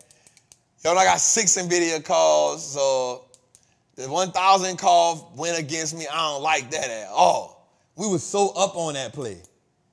I was up on that play probably like 12, 13. No, I was up on that play $24,000, bro. I don't like that crap. The May 19 call still up $100,000. The 465 call, 600. My 630 call was up $535,000. Now it's up $345,000. I'm gonna say this, Jose. I think we'll get to 900 again by the end of this month. When it get back to 900, I'm gonna sell half of it. Yeah. I don't think it's gonna be my $1 million play by August. I could be wrong, but I've stuck in it without touching it for so long. I think if I can get it back to like $500,000, I'll sell half of it. That's 100 and something thousand. I'll sell half of it. I got 20 shares of it. You know what I'm saying? Because I see the run to slow down a little bit, so I'll I'll take half of it out. You know, I ain't tripping. So we up a lot on it though, you know what I'm saying? So it just looked good, man. 550,000. I was like, geez Louise. You know what I'm saying? So might hold out to see what it do. But if I get it back to 5, I'm still up. Shit, I put 170 grand into the call. And so it's 350 for, you know what I'm saying, 1,000. So that's still, you know, it's still just paper. You know what it is. It's just paper wealth. Lasers, so. Yeah, it's just paper wealth. So let's go a little further, Tootie. All right, so our other NVIDIA play is $1,000. It kind of got even. That's the November. The 880 call for January is down. QQQ did good today. SMH is up today. My Uber play is pissed. It pissed me off, I'm not going to lie. Because we was green on that play, and then it just went the other way on us. XLK went the other way on us. XLY, so all the 3 calls done with it. This is the most red I ever had in a long time. I'm not going to lie to you. Let's go further. Then our AMAT play printed today. Amazon, we're going to talk about that presented today. Our 2 AVG calls is down. CrowdStrike took 3 grand away from me. Fastenal. Our GE play is still doing good. And our Google play that's in the Patreon is up like crazy. So if you're in the Patreon, y'all know we doing it. We still doing it. Somebody said Google is violating me. Yeah, it's definitely pissing me off, Titus. I'm not going to lie with you either. We like the Google play. We still good in there. Also, if you want to come join Trappers Anonymous, you want to come join the Patreon, Jose going to drop the link in the chat. Also, we have 25 tickets left for our April 23rd live in-person Trappin' Tuesdays. LaShawna we will have food and drinks for you here. It will be an amazing experience. Don't mention that hot 600. Definitely, man, we want y'all to come in. Oh, man, I got to put the play in the Trappers Anonymous. I never put the link in Trappers Anonymous. I am tripping. I'm tripping. I didn't put that play in Trappers Anonymous, bruh. I forgot, bruh. I forgot. So I got to put it in Trappers Anonymous. But if you won't come, man, come join the Patreon. Y'all know we putting the plays out there. We certified money printers. That's what we do. We still going crazy. A lot of people buying some little Tesla. I'm not mad at that. We have 25 tickets left for the in-person event. It is in Atlanta, Georgia. It is April the 23rd, which is not next Tuesday, but the one following that. So definitely we want to see y'all in the building. I sold my Amazon call yesterday. Let's go. Let's go a little further. All right. Speaking of Amazon, so Amazon, Morgan Stanley today put Amazon as their top pick. They say efficiently based cash flow, prime for profitability, AWS revenue is growing, and advertising potential is growing. They raised up the price on Amazon to a $210 target price. Amazon, go crazy, baby. Let's go a little further. And then when we look at Amazon compared to everybody else, Amazon is up. Outside of NVIDIA, Amazon is definitely outperforming the other big boys. Outside of Tesla, Microsoft, Apple, and Google. But Google is up 16% in a month. That ain't bad. That ain't bad. So Amazon, but y'all know, if we go back, I can't think of what episode, but I told everybody Amazon. I didn't say NVIDIA. I didn't say, don't get me wrong, I said the Mag 7. Right, but I said something a while back. I said Amazon is the one stock that I think everybody should own because it threatens everybody's industry. It's not an industry that Amazon go in that's not going to be the big dog. It's not an industry that Amazon goes in that they won't be the big dog. Watch this. I did some numbers on it. I don't know where my papers on that. But I did some numbers that said that Amazon makes up 61% of online sales. They did a survey. Amazon makes up 61% of online sales. 61% of online sales are on Amazon. That's crazy. That's crazy. Damn, Jose, they cheat. They beating you out now, dog. They like you said it on 227, Trap. They got the date. Ooh, that mean they must got a Trappin Tuesday. It's 3 of them. It's 3 of them. Talk to me. When I first said it. Professional money printers. Professional money printer. What episode that was? 55. 55. Financial Armageddon on 79. 79. And 71. 71. There we go. Don't let it. That's one thing my dog gonna have is the receipts. The receipts. So we said it, y'all. Like I said, like there's not an industry that Amazon cannot go in that they cannot at least threaten to be the #1 person. Listen, they're the #1 online store, and that's what they do for a hobby.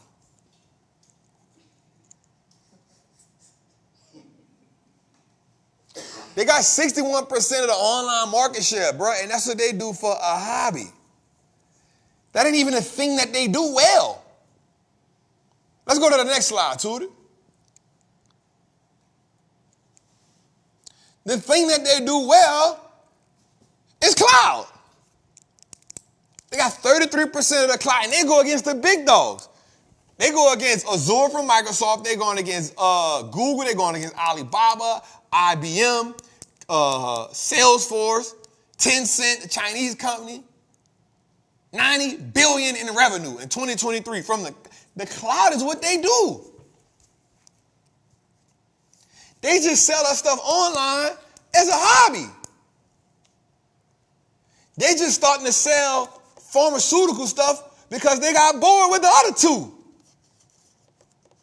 And watch, they gonna wind up making more money than Walmart, CVS, Walgreens, Rite Aid. Somebody gonna either go out of business or they gonna consolidate. Let's partner up.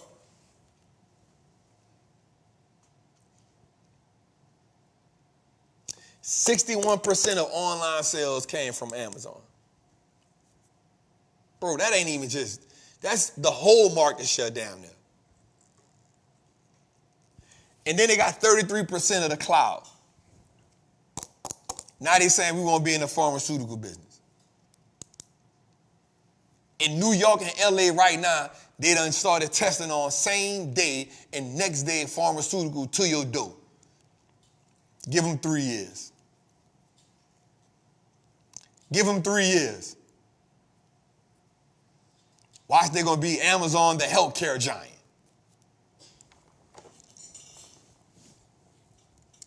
I'm going to say it aloud.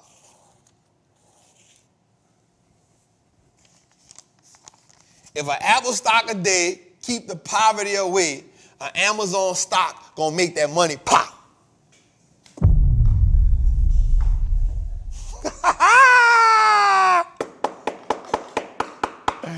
Yes, sir. Mine's better than yours. That was. Nothing you say is better than mine, dog. That was better. Never. Nothing? Nothing you say is better than mine, dog.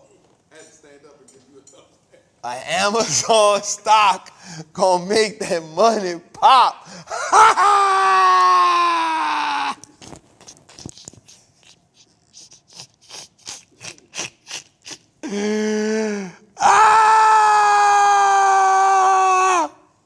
Gonna make that money. Gonna pop that stock for one round.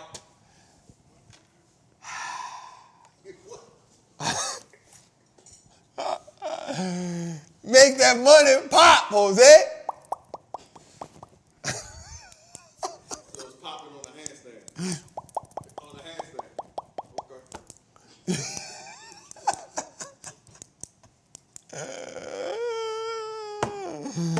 Jose mad that everything I say is better than his Netflix, what is it? Netflix stock a week. Keep you off the street. Stop. Jose always trying to, but your jokes just.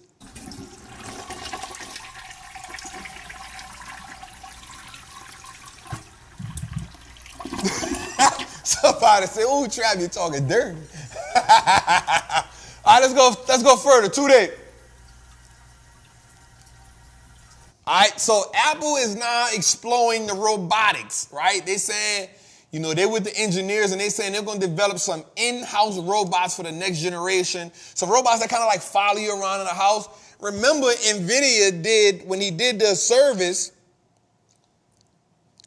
right? When he did the service, he got on the stage and he had a whole line of robots lined up. Don't forget that, the little Star Trek robots. He had them from small to large. Jose, I got a question for you. Would you, it may start off as the little robots on the ground and stuff. We know Amazon already got them in the industrial sector. They got robots loading the shelves up, bruh. Would you have a robot in your house? Nah. You didn't see iRobot with Will Smith? Mm-mm. Yeah, they took over. That's your next movie. I'm not watching that. Why I need to watch it, cuz? They gotta prepare. Gotta be a prepper. It's like showing you what's to come. It's one of them. Which one of them? I think Terminator prepped me much as I... iRobot is the evolution. Terminator put me where I needed to be at. It already told me. Reese already told us what it is. It's going to be man against machine. Or you, Sarah O'Connor. It already told me what I need to know. I don't need to know nothing else. So let's ask him in the chat, Jose. Just shout out to Steve for this doggone graphic, right? 76%. Some more. Hell no. I'm not with it either. Because what if you wake up one day and a robot beating on your door? I don't even care if he Trapper. What if he in there just standing over you? Trapper. You wake up and then just Trapper. Wake up. Bro, if you don't get from in front, what do you do? Shoot it? He's bulletproof. He made of titanium. So now you're going to sleep with water outside the bed. That's how they do it on every cartoon. So now you're going to sleep with the water outside the bed to throw on a robot. Bruh. I'm good on a robot in my house, cuz. And then it's probably AI too. AI. Then he's smart. He learning. He learning. Every question, you in there asking the question. Oh, this cute asking the questions. Now he in there, not trapped. You know. I know what? You know not to eat the trap. You know not to. No, I'm good on that, cuz. I'm good on a robot in my house. But let's talk about this though, Jose. Is that innovation for Apple? Because they scratched the whole idea of the car. They came out with the glasses, Vision Pro. I'm going to go buy some. I heard the Vision Pro is cold-blooded, right? So they go from, is this innovation for the company? They go from the Apple car to Vision Pro and robots for the house. Is that the innovation that Apple needs? People gonna buy it, so. They're already buying it. They got the vacuums. That's what's the start. The vacuums that run around. Yeah. And then their phones already listening. Mayday, mayday. They already got your laptop. They already got your laptop. See you on their monitor. They see you on the monitor. They got the Apple TV. They got the Apple TV.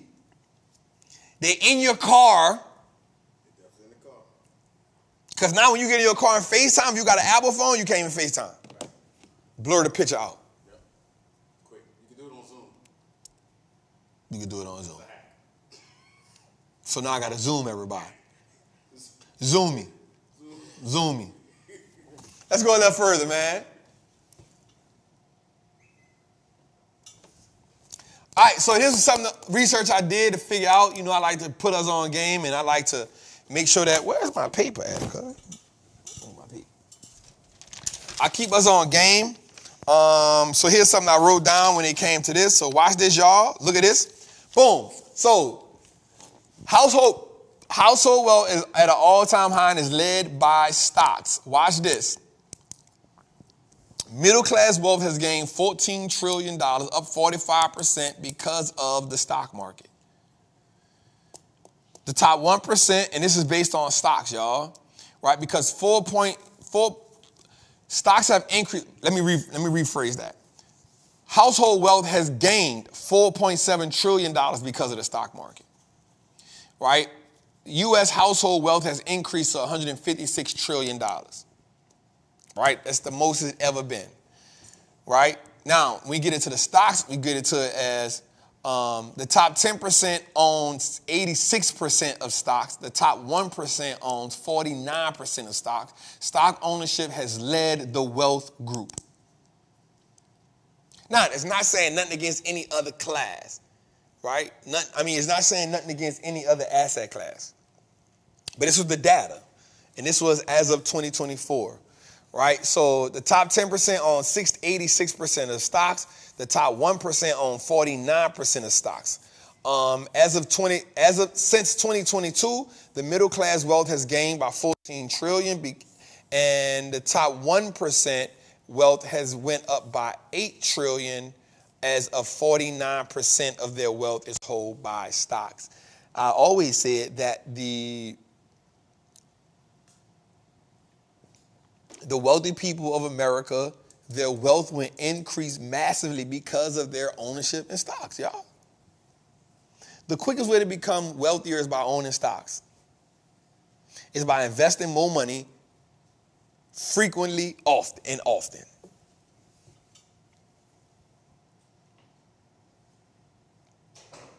I'm not saying you don't buy real estate. I'm not saying you don't start a business. I'm saying put your money in the market. I'm saying don't go 401k. I'm saying don't go Roth. I'm saying don't go 401k. I'm saying go Roth IRA, go individual account, go options account, go custodial account.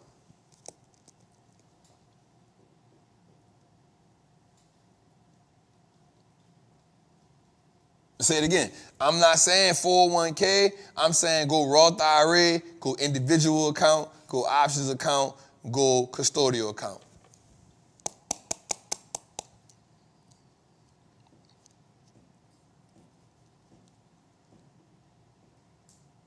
This is how we get in the game. And I know that once we get in this game, there's nothing that can stop us from winning this game at a high level. Let's go a little further, Tootie.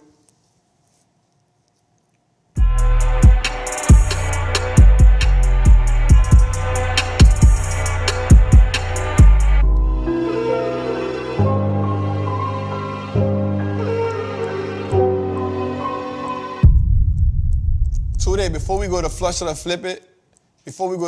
flip it, go to where I talked about stocks that doubled. Give me them 3 slides. Yep. And here's why I wanted to do this, because I wanted to follow that with this. These stocks have massively dominated the S&P since 2022. We talking 2 years, not even 2 whole years, a year and a half, but they've more than doubled. This is why stock ownership has skyrocketed the wealth of so many people. Look at this. Micron, since 2022, 146%. ANET, since 2022, 144%. Broadcom, AVGO, since 2022, 139%. Western Digital, since 2022, 130%. Lam Research, since 2020, 130%. NRG, since 2020, 128%.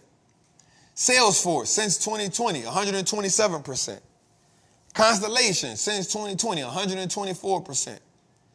Deckers, since 2020, 124%, 21%. Let's go a little further. Should be 3 of them. I put up that for a reason. Supermicro, right? Since 2022, 1,053%. That's a 10-bagger. NVIDIA, since 2022, 500%. Since 2022, Meta up 337%. We talking about since 2022, the year when everybody gave up on it.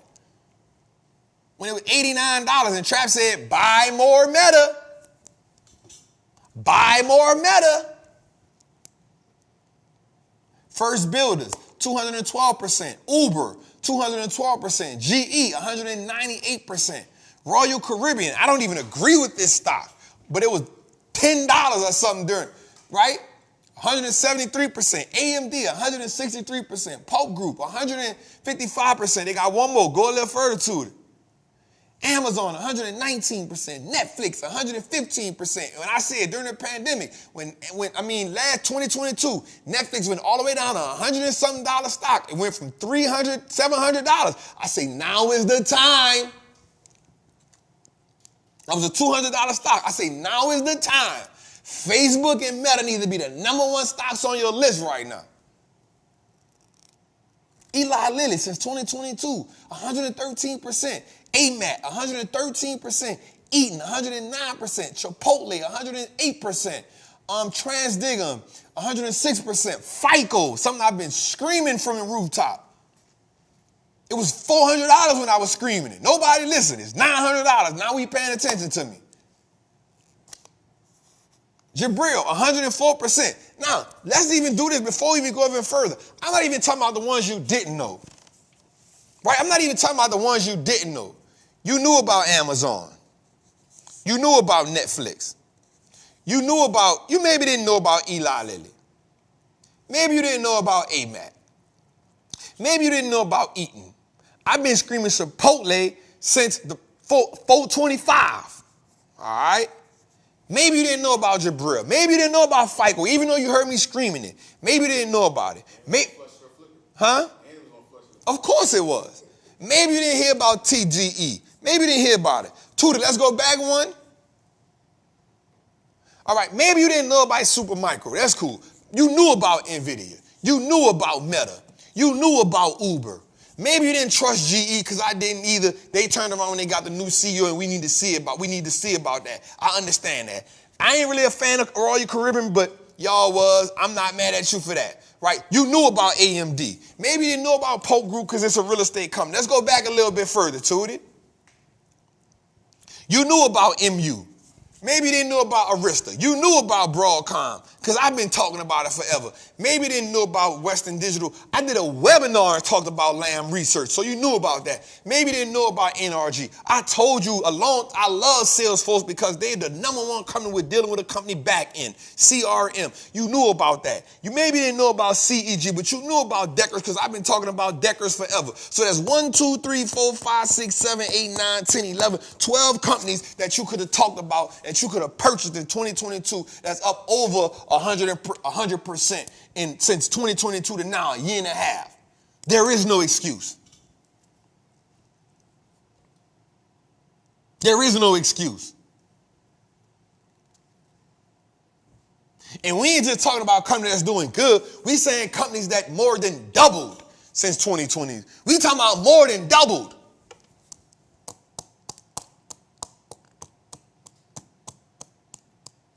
There is no excuse. And so now you're looking at them like I'm waiting on the pullback. I'm waiting for it to pull back, Trap. But every time it pull back in the range where you're supposed to be striking, you keep saying, I'm waiting for it to go lower. At what point do you stop waiting and you start pulling the trigger?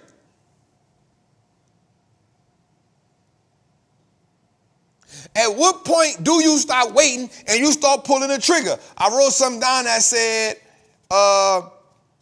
what you believe about money and investing, it either paralyzes you or propels you.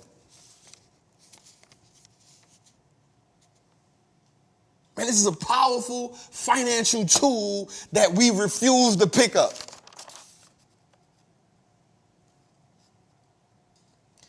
With everything you've been through in your life, you have earned the opportunity to play this game with confidence. You have earned the opportunity to play this game. You've earned the right to play this game. You've earned to be in position to increase your net worth. You've earned a way to maximize your savings and your money by putting your money in this market and not depending on working overtime, not being a slave to your business. You've worked hard. You've earned the opportunity. You are among a select group of people that tune into this show and tune into all these other shows that keep saying, I won't play the game, but you keep letting the game pass you by because you ain't willing to play the game until you get where you want to go or be destroyed by the idea of the game.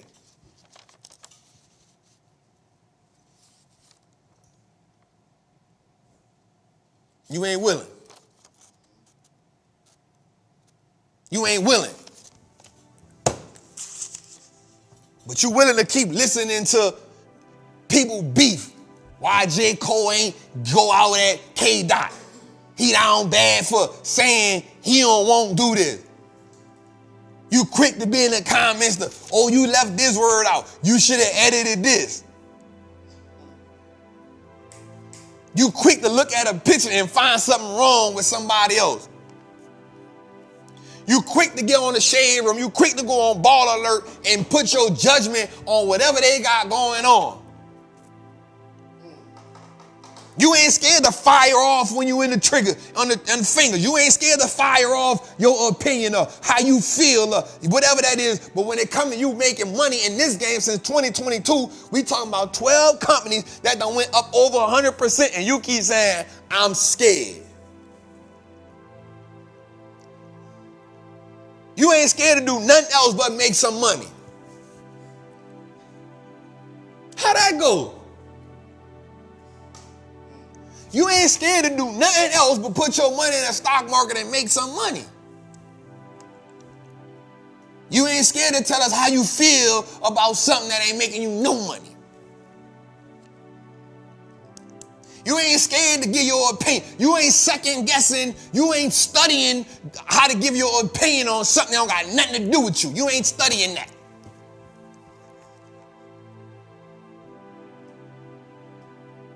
You ain't studying that. You ain't studying the type I feel like.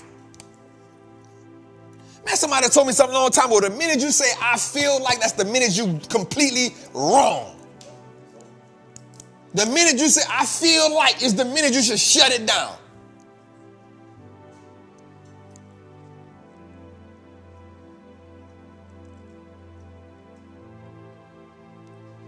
You ain't studying when you're on a gram scrolling for 3 hours a day.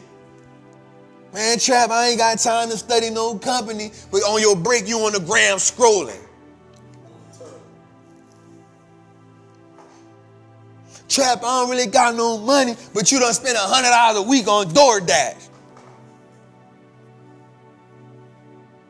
What are the routines and the habits that you have that's paralyzing you to the pit?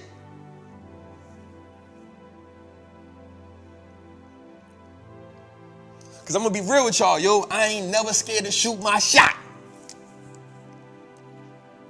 I'm going to shoot the trigger on the pistol to build my wealth until I either break the gun or I'll be broke.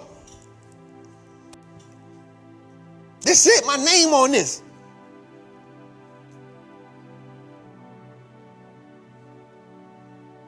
They're going to have to shut this market all the way down for me to stop playing.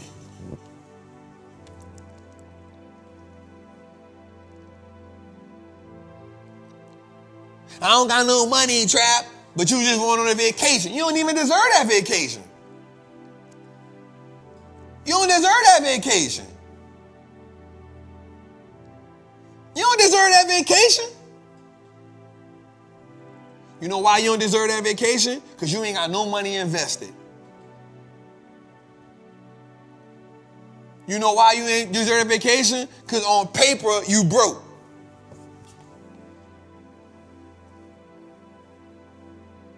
You know why you don't deserve that vacation? Because you ain't got no financial firing power.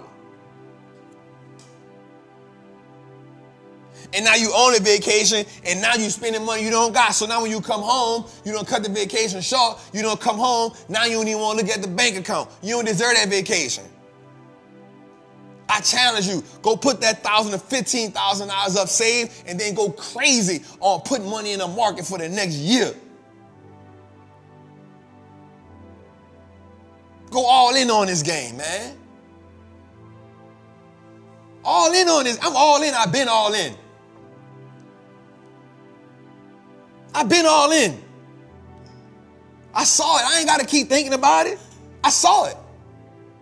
Once I saw people increasing their net worth by 12 billion in a day, 18 billion in a day, 10 billion in a day, my net worth need to do the same kind of numbers.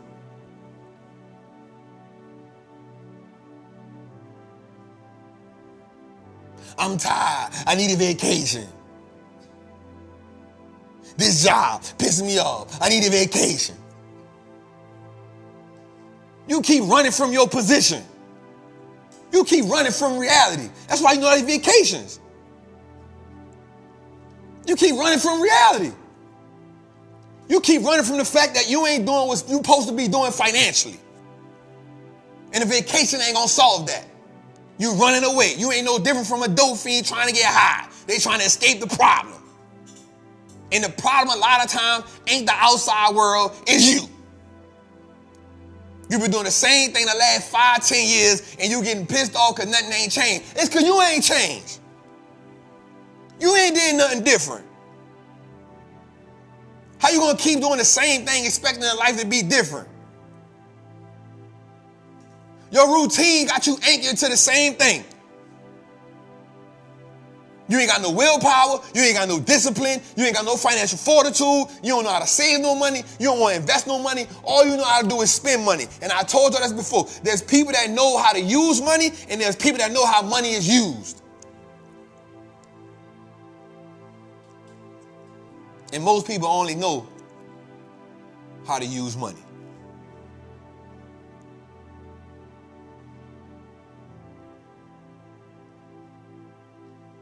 You got to decide. You got to decide what it's going to take for you to get on the other side. And the crazy part is, you already know. But you don't want to get uncomfortable.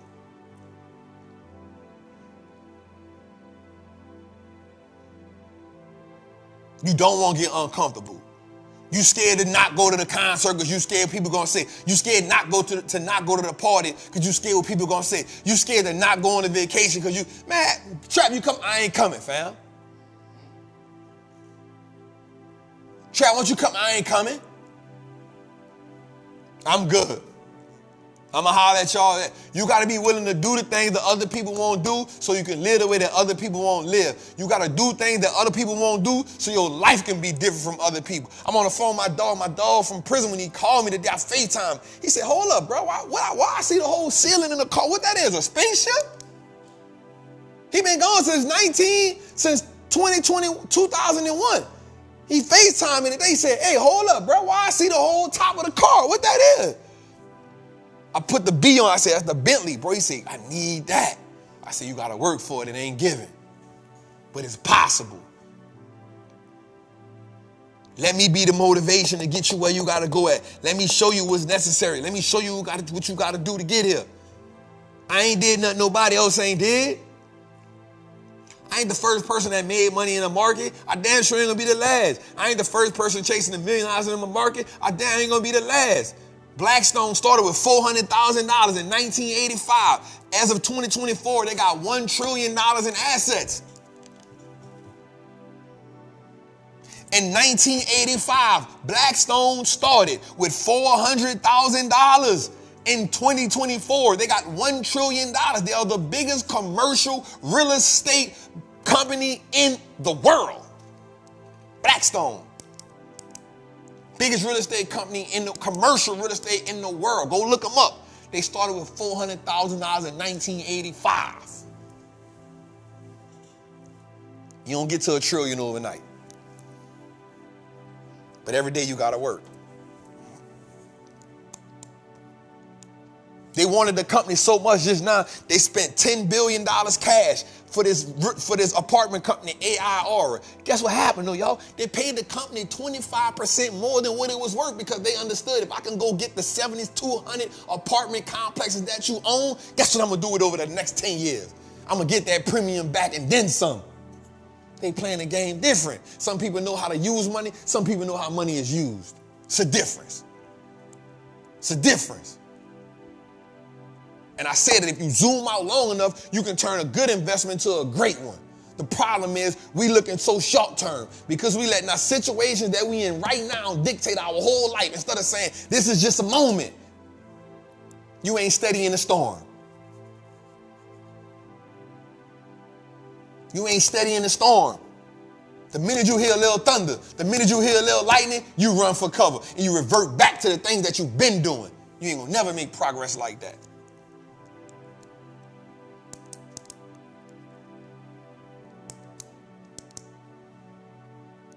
Let's go a little further, man.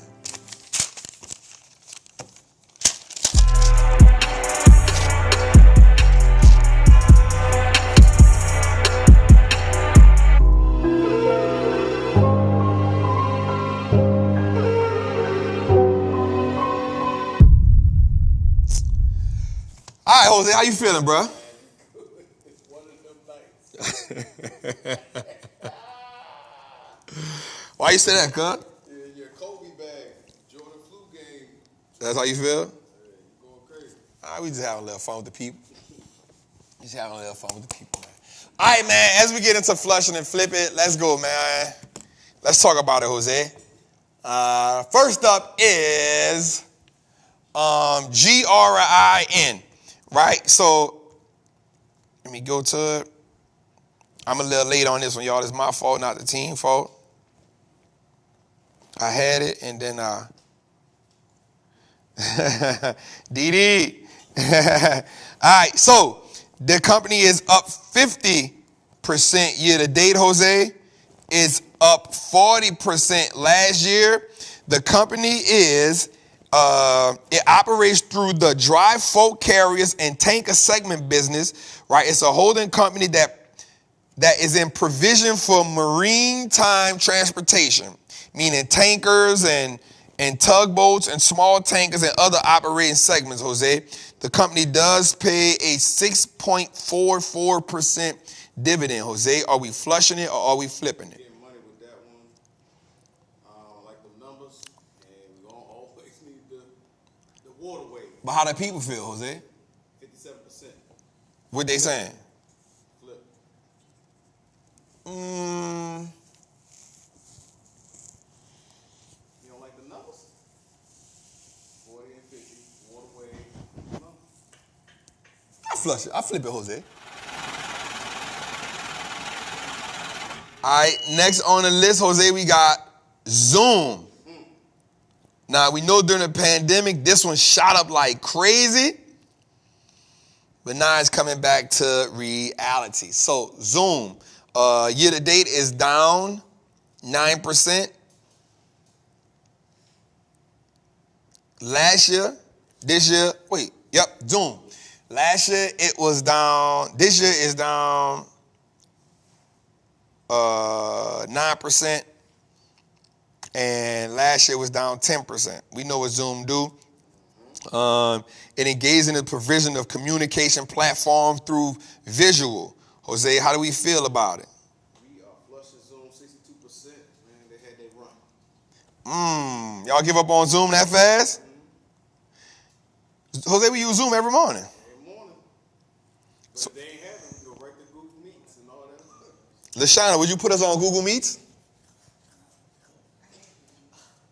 Damn. Flush it. All right. This one is VC Properties. It's a real estate investment trust which owns and acquires and develops gaming, hospitality, and entertainment properties. It operates through the following segments: real property business and golf courses. I think they own Top Golf. The real property business segment consists of leased property. The golf course business consists of 4 golf courses. I think that's who own Top Golf. They do pay a 5% dividend yield. Jose, up is down 6% year to date, down 7% in the past year. Jose, are we flushing or are we flipping the people that own Top Golf? 63% say flip. I'm going to ride with people. They say flip? They say flip. They out of their mind.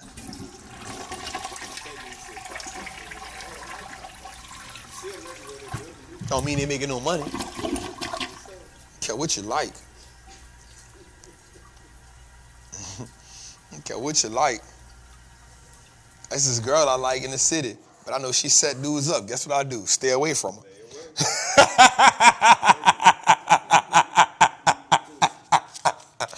Somebody, she nice, you hear me? I said, I ain't playing with that fire. I'm straight. I know your reputation, family. I'm good. You hear me? You look good from afar.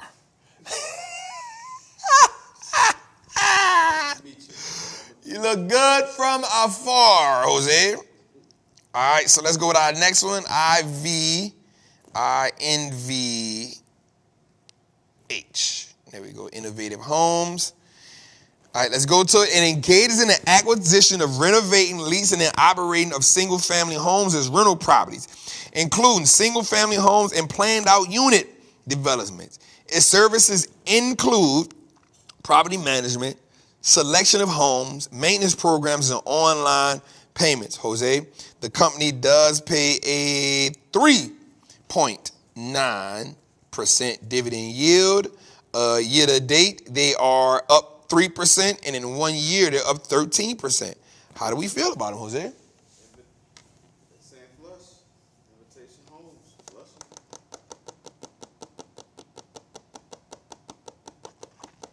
Let me see one more thing. Now they changing. See, they ain't gonna be. I don't think it's a flush it because it's not horrible. I think it's one of those stocks that you won't see massive growth in. But there's no in between. I'm going to keep it fun. Out here.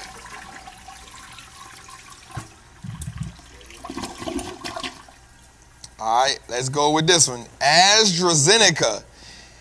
It engages in the research, development, manufacturing, and commercialization of prescription medicines. You've seen the commercial before. Take this medicine, you might be lightheaded, stuffy, congested, case of diarrhea, open heart surgery, might lose your eyesight, might cause death. Your ears may fall off. One of your toes may grow fungi.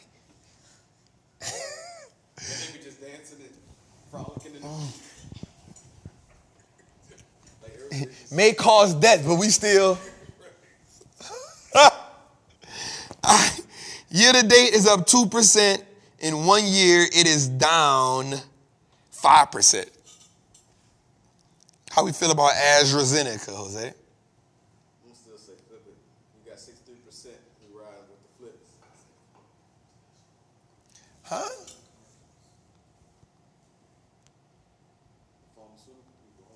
How you feel, Jose? Flip. You out of your mind. Sometimes, huh? It's in the medical industry and it's not doing good. It hasn't did well.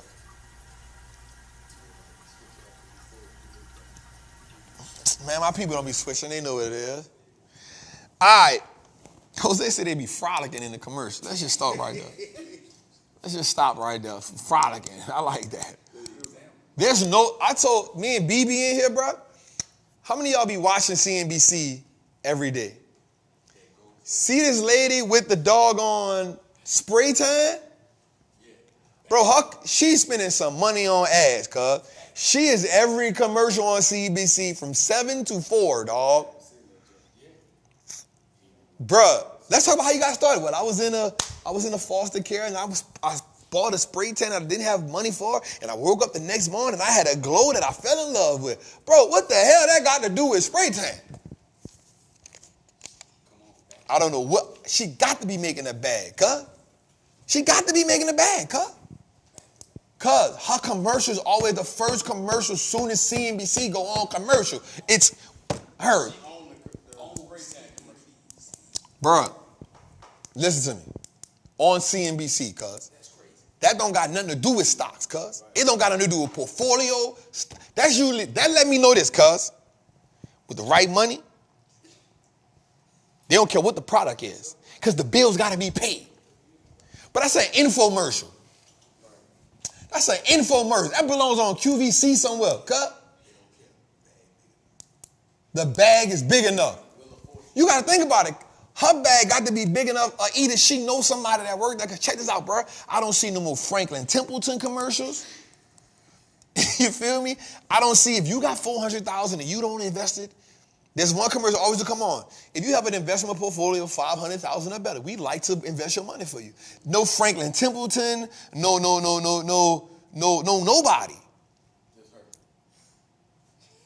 No Fidelity commercials.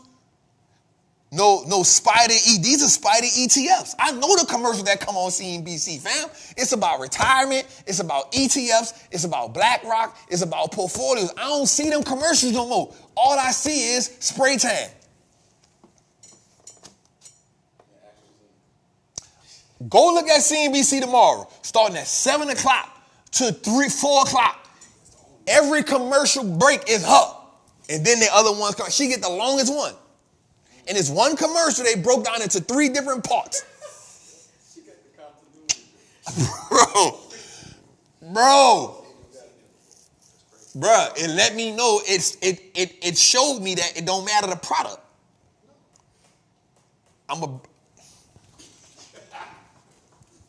Just know that I pay attention. I pay attention. She got a big bag. I'm going with the Wallstreet look like us now t-shirt on, everything.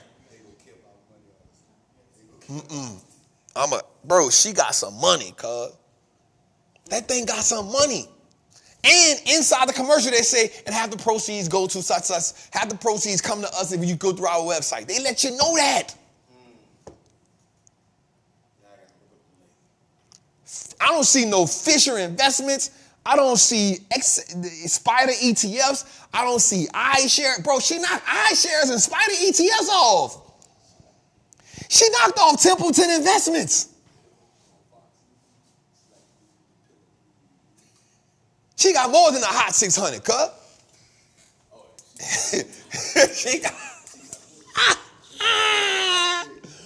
She got more than a hot 600. All right, my bad. Let me get back to this thing, man. All right, Jose, next up is United Health, bro. It engages in the provision of health coverage, software, and data consultancy. It operates through the following segments: United Healthcare, Optimum Health, Optimum Insight, and Optimum RX. United Healthcare segment utilizes Optimum capabilities to help coordinate patient care improvement, affordability for Medicare, analyze cost trends, and pharmacy benefits. United Healthcare is one of the big dogs in the healthcare industry. It pays a 1% dividend. Year to date is down 12%. In 1 year is down 12%. In 5 years is up 84%. You running it up. I ain't gonna lie. 81%. I'll sit with UNH. They're just having a bad year. I'll sit with UNH. I ain't mad. Next on the list is, this is a good one. Honda Motor Corp, right? It operates and manufactures automobiles, motorcycles, and power products. It operates through the following segments: automobile, motorcycle, financial services, and power products, and other businesses, right? Honda, year to date, up 21%. In 1 year, is up 43%. Jose, Honda, how do we feel? It pays a 2% dividend yield. Jose, how do we feel about Honda? 63% say we running. We're going to flip it. I ain't mad at Honda. All right. I think they offers near. So watch this. Iron Mountain engages in the provision of storage and information solution.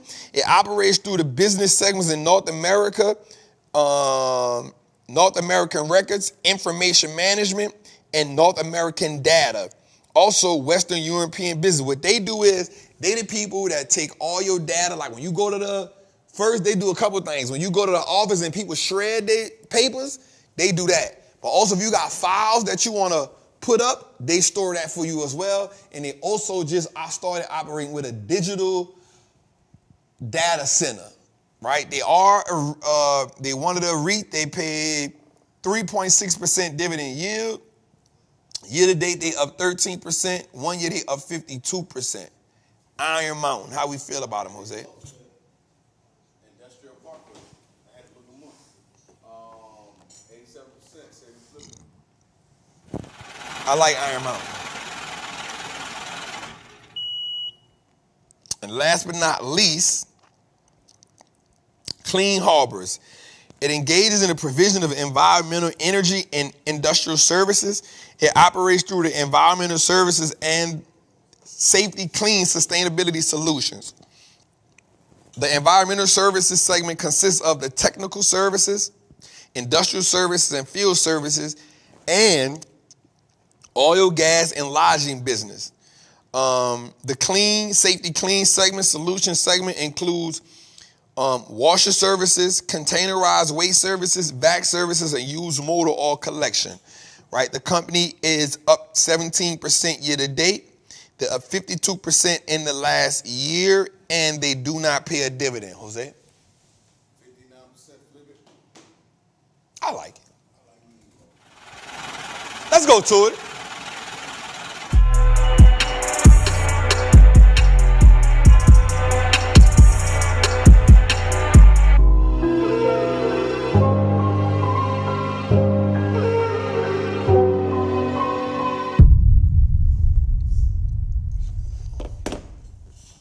All right, let's get into it, man. Y'all know that this is our 1-800-TRAPPER hotline.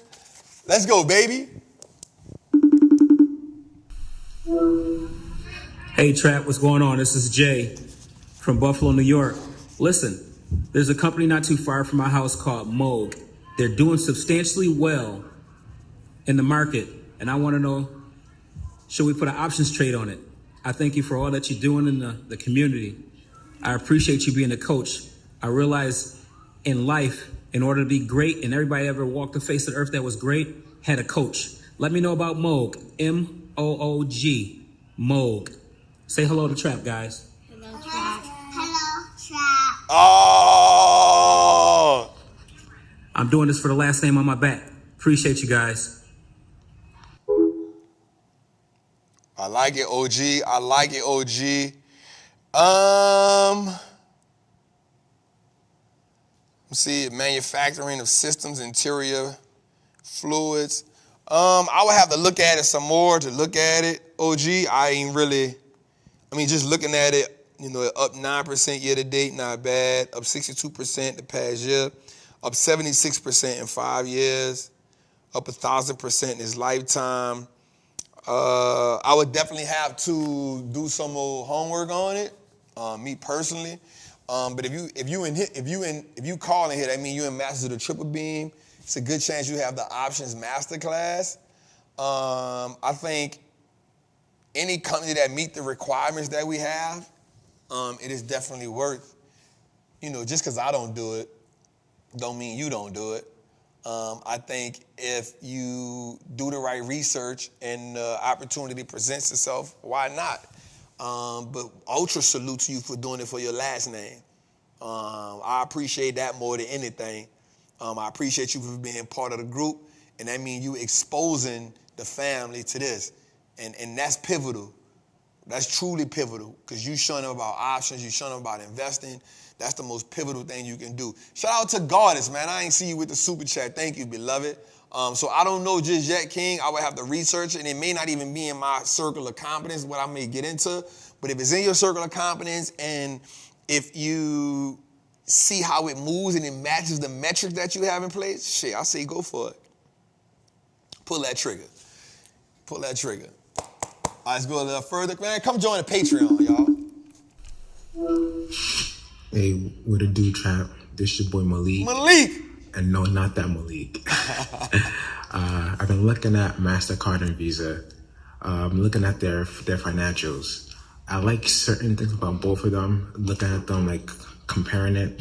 I'm leaning more towards MasterCard. I was wondering what's your take on those two companies. Thank you.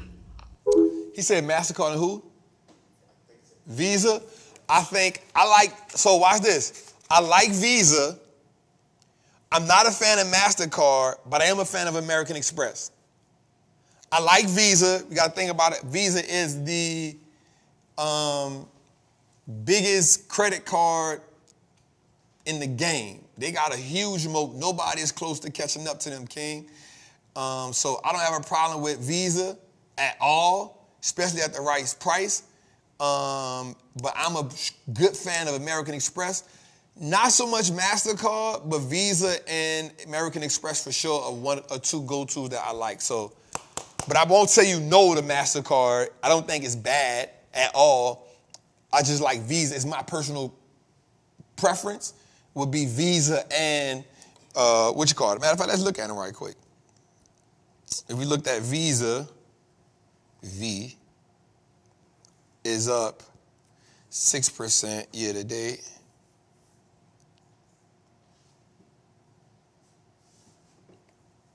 Let's go MasterCard. Is up 11% year to date. And AXP is up 18% year to date. So Visa is up 6% year to date, MasterCard is up 11% year to date, and American Express is up 18% to year to date. So again, I'm not saying that MasterCard is not good, but I just prefer Visa and American Express. But you're not bad. That's the three big dogs, you know what I'm saying? So I ain't mad at you for those. I would say pick one, though. I don't think you need both. I think you pick one. I think you pick one that serves you best and go with it. I think American Express has the best core business model, but I think Visa has the biggest network. So they have what's called a network effect, while MasterCard has this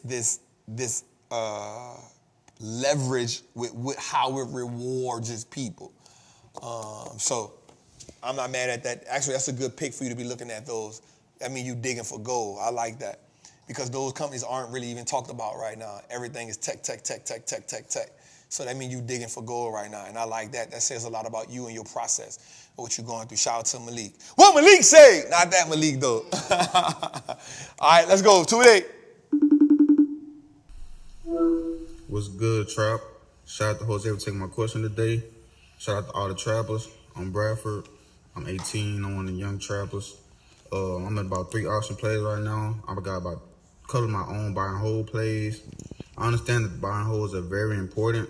So my question is, if you had to diversify your portfolio, or just say you had 10K and you had to put a percentage of 10K into your options and 10K into your buy and hold or ETFs or index funds, what percentages would you put into them? So basically, what percentage of 10K would you put towards the options, buy and hold, or index funds? That's my question for today. Appreciate you. First of all, salute, man. Young king, man. 18 years old, in the game. That's how we move the needle, fam.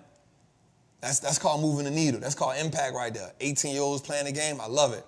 I think, one, it's a personal perspective on the risk and the goals. I think those two things are important for you, risk and goals, right? And we know that you want to build money, but I think at 18, I think that you're in the perfect position to have 10K, because you ain't asked me about 10K because you don't have it. You asked me about 10K because you got 10K or more, and you just trying to figure out how to deploy it. So salute to you for being 18 with 10K, right? Salute to you for being 18 with 10K to play the game.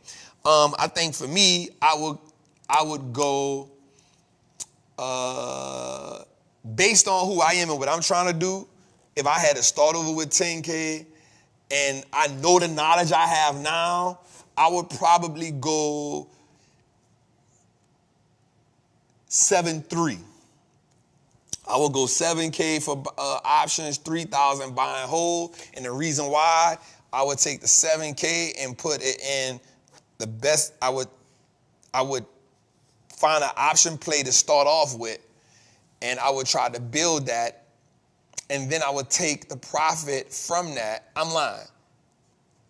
I would go 6-4. I would go 6-4, 6,000 for buy and hold, 4,000 for options. The reason why, I will always want to have more money working for me than money I'm putting in the market that I can risk to lose, right? Because I know I can lose money in the options game. You feel me? So I would put 6,000 in the buy and hold, and I would grow that 4,000. The goal for me would be to grow that 4,000 to 40,000. And once I get that 4,000 to 40,000, I would take 10,000 of that 40,000 and put it right back in the buy and hold. And every week I would be putting money in my buy and hold account. I would break the money that I put down in my buy and hold account down 80-20. I would put 80 into my buy and hold, 20 into my options account. I would keep flooding both of those accounts each and every week or each and every month. However you get money, 80-20 to each one of those accounts, because you always want more money working for you than money you got to go work for. And essentially, when we play an option game, we going hunt. You know what I'm saying? We going hunt, so we putting our spears, we putting everything on our back, and we going hunt. And we may not hunt until we find an opportunity, which is cool. But if we can go 6,000 into our buying holes, now we automatically got money working for us. We got money working for us at every chance. And so now as we loading that options opportunity for us, we may go a month, we may go 2 months where we don't make no option plays because the market just ain't going our way. But guess what? Now we've already now picked that 4K up to 5K based on the 80-20 rule. We putting 20% in. We may pick that up to 4,000, 5,000, 6,000 before we make a play. Now that we made 6,000 with the play, guess what? We cool, but we still increasing our buying hold because we automating how we put money in that. We deploying money in the account every week, every other week, once a month. We figuring out how we gonna deploy money in that so that's not our last $10,000. And as long as we got money working for us, we good. But now with the options account, we gotta go hunt. And so we know that every time we move hunt, sometime we may take a financial wound when we go and hunt. You dig? We might take an L. That ain't guaranteed. The odds are higher. The odds are more in our favor when we go and buy and hold. We put the odds, remember the goal is to put the game in our favor. You dig? So the odds is in our favor to put the game in the buy and hold. But now we going hunt. All right, cool. Boom, we might hit on an option play because of the information. Bam, we good. Remember, the market is never wrong. You feel me? The market is never wrong. Right? So, all right, bam, let's say we put 4,000 in. Guess what? Man, we done turned to 4,000. At some point, we done turned to 4,000 to 8,000. We done turned to 4,000 to 5,000. Guess what? We put our risk management back in play. We go look for another play to hunt. We turn to 5,000 to 6,000, to 5,000 to 8,000. Guess what? We go hunt. We gonna build that account slowly but surely. And at some point, we're gonna go from getting 1 and 2 contracts to 4 contracts. And that's when the game start getting a little bit more interesting. You feel what I'm saying? Now we getting 4 contracts. Then we gonna go to 8 contracts or 6 contracts. Once we get to 10 contracts, now we playing a completely different game. You feel what I'm saying? That's when the game start really getting lovely for us. Because now we getting 8 to 10 contracts. Now we talking about dumping money at a different pace of how we playing the game. So I apologize for saying in the beginning I had to really just get in my thoughts. I will go 6,000, 4,000. I will go 6,000 buying hold, 4,000 options, especially if you're doing options the way we do. The average option play gonna cost you about $1,000. Excuse me for yawning right quick. But even when I do that, now that I made that decision, now my next decision before I even execute is doing the 80-20 rule or 70-30 rule with automating my money in both of those accounts. And so that would be how I would break down $10,000, family. That was good. Let's go a little further. Yo, Trap, what's good? It's good, family. Thanks, Jose, for taking my question. First off, just want to say appreciate everything you do for the community. Much respect for you. My question is, I know you talk a lot about setting your price points when you're trying to get into the stock or maybe average down. My question is, do you think it's a wise decision to set the price alerts on your brokerage accounts? Like Charles Schwab gives you the option to set like alerts. So when the stock does hit your price target, that you've been alerted just in case you forget. Thanks, appreciate you. What's good, family? Man, and we done bumped. I know who that is. I can't think of the name off the top of my head. 100%, the price alerts definitely help you because we moving around. You know what I'm saying? And so if you can set them price alerts 100% because you're moving around, you're doing something. I'll be honest with you. I wanted to add another NVIDIA contract today when I saw that thing hit 830, but I was moving around too much. And it went from 830 back to 850 something, I think. You know what I'm saying? I was like, boy, I like that. You know what I'm saying? I said, damn, I missed that 830. I definitely was going to put another option play in there, that thing. It went from 830 to 847. You know what I'm saying? I was like, damn, I missed it. You know what I'm saying? So I definitely would have, I would have did that. Just based on that. So 100% set those price alerts. That's what they're there for. Every tool that the market has to help you, use it. If it's going to help benefit you, if it's going to help you be better, if it's going to help you evolve, if it's going to help you put more money in your pocket, 100% use those. I'm not against it. If you're not like me yet, you won't use them freaking stop losses like that, use them. That's what you're supposed to do if you feel like that's going to help you be better. I don't use them because I'm willing to fight for what I got going on, but I'm suicidal when it comes to this game. I'll be on suicide missions, you heard me? So, you don't always got to follow me, but definitely I'm a fan of you putting those those stock alerts up, man. That's a good one, man. I appreciate that one. We got one more? Oh, man. I think today was a good show, man. I don't even think I got to go really hard at ending this show. I think we got a lot of gems, a lot of nuggets in this. I think we put ourselves, I think tonight was the night where we moved the needle a little bit more, Jose. I think tonight we dug a little deep. I think tonight we penetrated some fear. Tonight we infiltrated some frustrations and some scarcities and some limited mindsets. I think we punched those down today with a lot of people, man. And I think ultimately that's the goal for us, y'all. Our goal is to help y'all be better each and every day at this game. Our goal is to help you evolve at this game, see this game from a different level so you're attacking it at a different pace. If you're in Trappers Anonymous, guess what you learn how to do? You learn how to evaluate companies. You learn it like we just had something this Sunday called Sundays in a Trap. We spent 3 hours on talking about different topics on how we can get better and how we evaluate these companies. Different perspective. You're in Trappers, if you're in the Patreon, guess what we doing? We putting plays in. Guess what? We may be down on a couple plays, but we done made a whole bunch of money. Guess what? We not gonna stop making money. But if you get in this market thing and this market is a quick lick, if you get in this market thing and this market gonna always be easy money, if you get in this market thing, you're gonna turn 1,000 to 1,000,000 tomorrow, you got the wrong perspective. And I probably ain't the person for you because that ain't the dream I'm selling you on. What I am selling you on is the life that you deserve. What I am selling you on is the freedom that you need to be buying back. What I am selling you on is that you have what it takes to win in this game and win at this game for a long time. What I am selling you on is that your retirement can be secure. What I am telling you is you can be older, seasoned in life, and you can still go after making a fortune in this game. What I am telling you is that Wall Street looks like us now, and we have everything in us and equipped, and we have communities built to help you be better at this game. But you got to be steady in the storm. You can't be anchored. You can't be anchored to and paralyzed to the pit. So today I think we help some people break free of that. And that's what we want to do each and every week. We'll help people get better. We want to help you navigate through this. And one of the ways that we help you navigate through it is me being transparent with what I'm doing. I don't care about losing money because I know it's part of the game. I know they got some people that join their Patreon, they be like, man, Trap ain't did no plays in 2 weeks. I'm getting out of here. I don't day trade.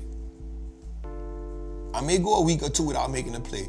Last year, I went a month without making a play, a month and a half without making a play. But goddamn it, from November to right now, we made 30 plays. 30 in 5 months. It's how the game is played. I don't force myself to play this game. I am the game. Everything about the game. I don't act like I'm perfect. I don't act like I'm the best to ever do it. I ain't. I could care less about being the best to ever do it. I could care less about trying to be the best to ever do it.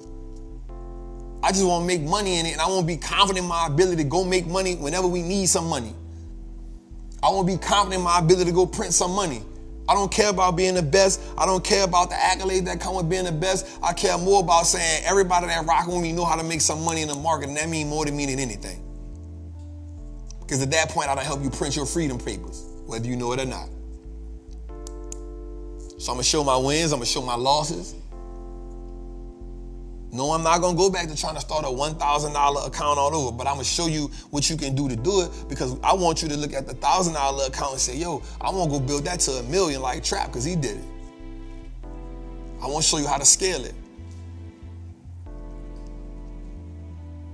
I'm not going to never downplay wherever you starting at, because we all started somewhere before, but I want to motivate you to know that you can have 10,000 in that account. I want to motivate you to know that you can have 100,000 in that account. I want to inspire you to know that you can have 1 million in that account. I want you to inspire. That's why I'm going after 3 million now. I want the 3 million. I want to do it because I want to show you $500,000 in the play, I won't show it to you. $1 million in the play, I won't show it to you. I keep pushing myself because I want to be the one to show people that they can do it. I won't show you. I don't want to live off theory. I'm not the theory person. I'm not the person that speaks theory. I'm the person that talks, yep, this how I got burnt for 150. This how I got burnt for 200,000. This how I hit for 300,000. This how we hit for $500,000. That ain't theory, that's action. And everything we do is about showing you action.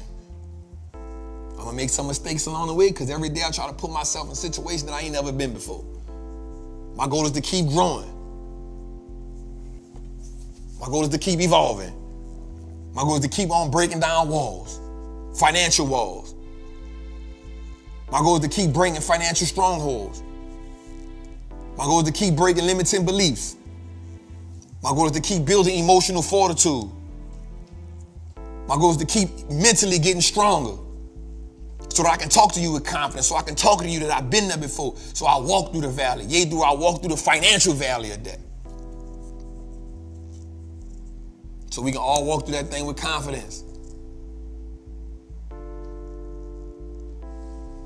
And if you don't have the confidence, I want you to come here and be like, yo, let me borrow some of your confidence, Trap, because my confidence account is on overflow. And so if yours is insufficient, you can definitely borrow some of mine.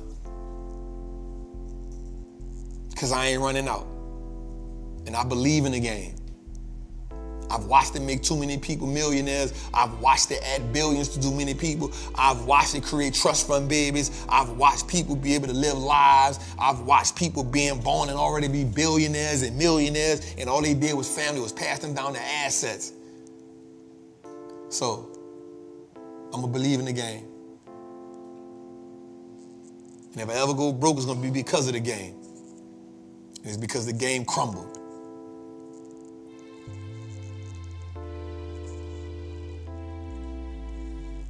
And with that being said, man, Trappin' Tuesdays, episode 89. Jose, we got 10 more episodes, 11 more episodes till we hit 100, bruh. Tell the people to subscribe. Man, make sure you subscribe to the channel. We are 2,000 people away from hitting 100,000 subscribers, y'all. That's exciting. That's exciting.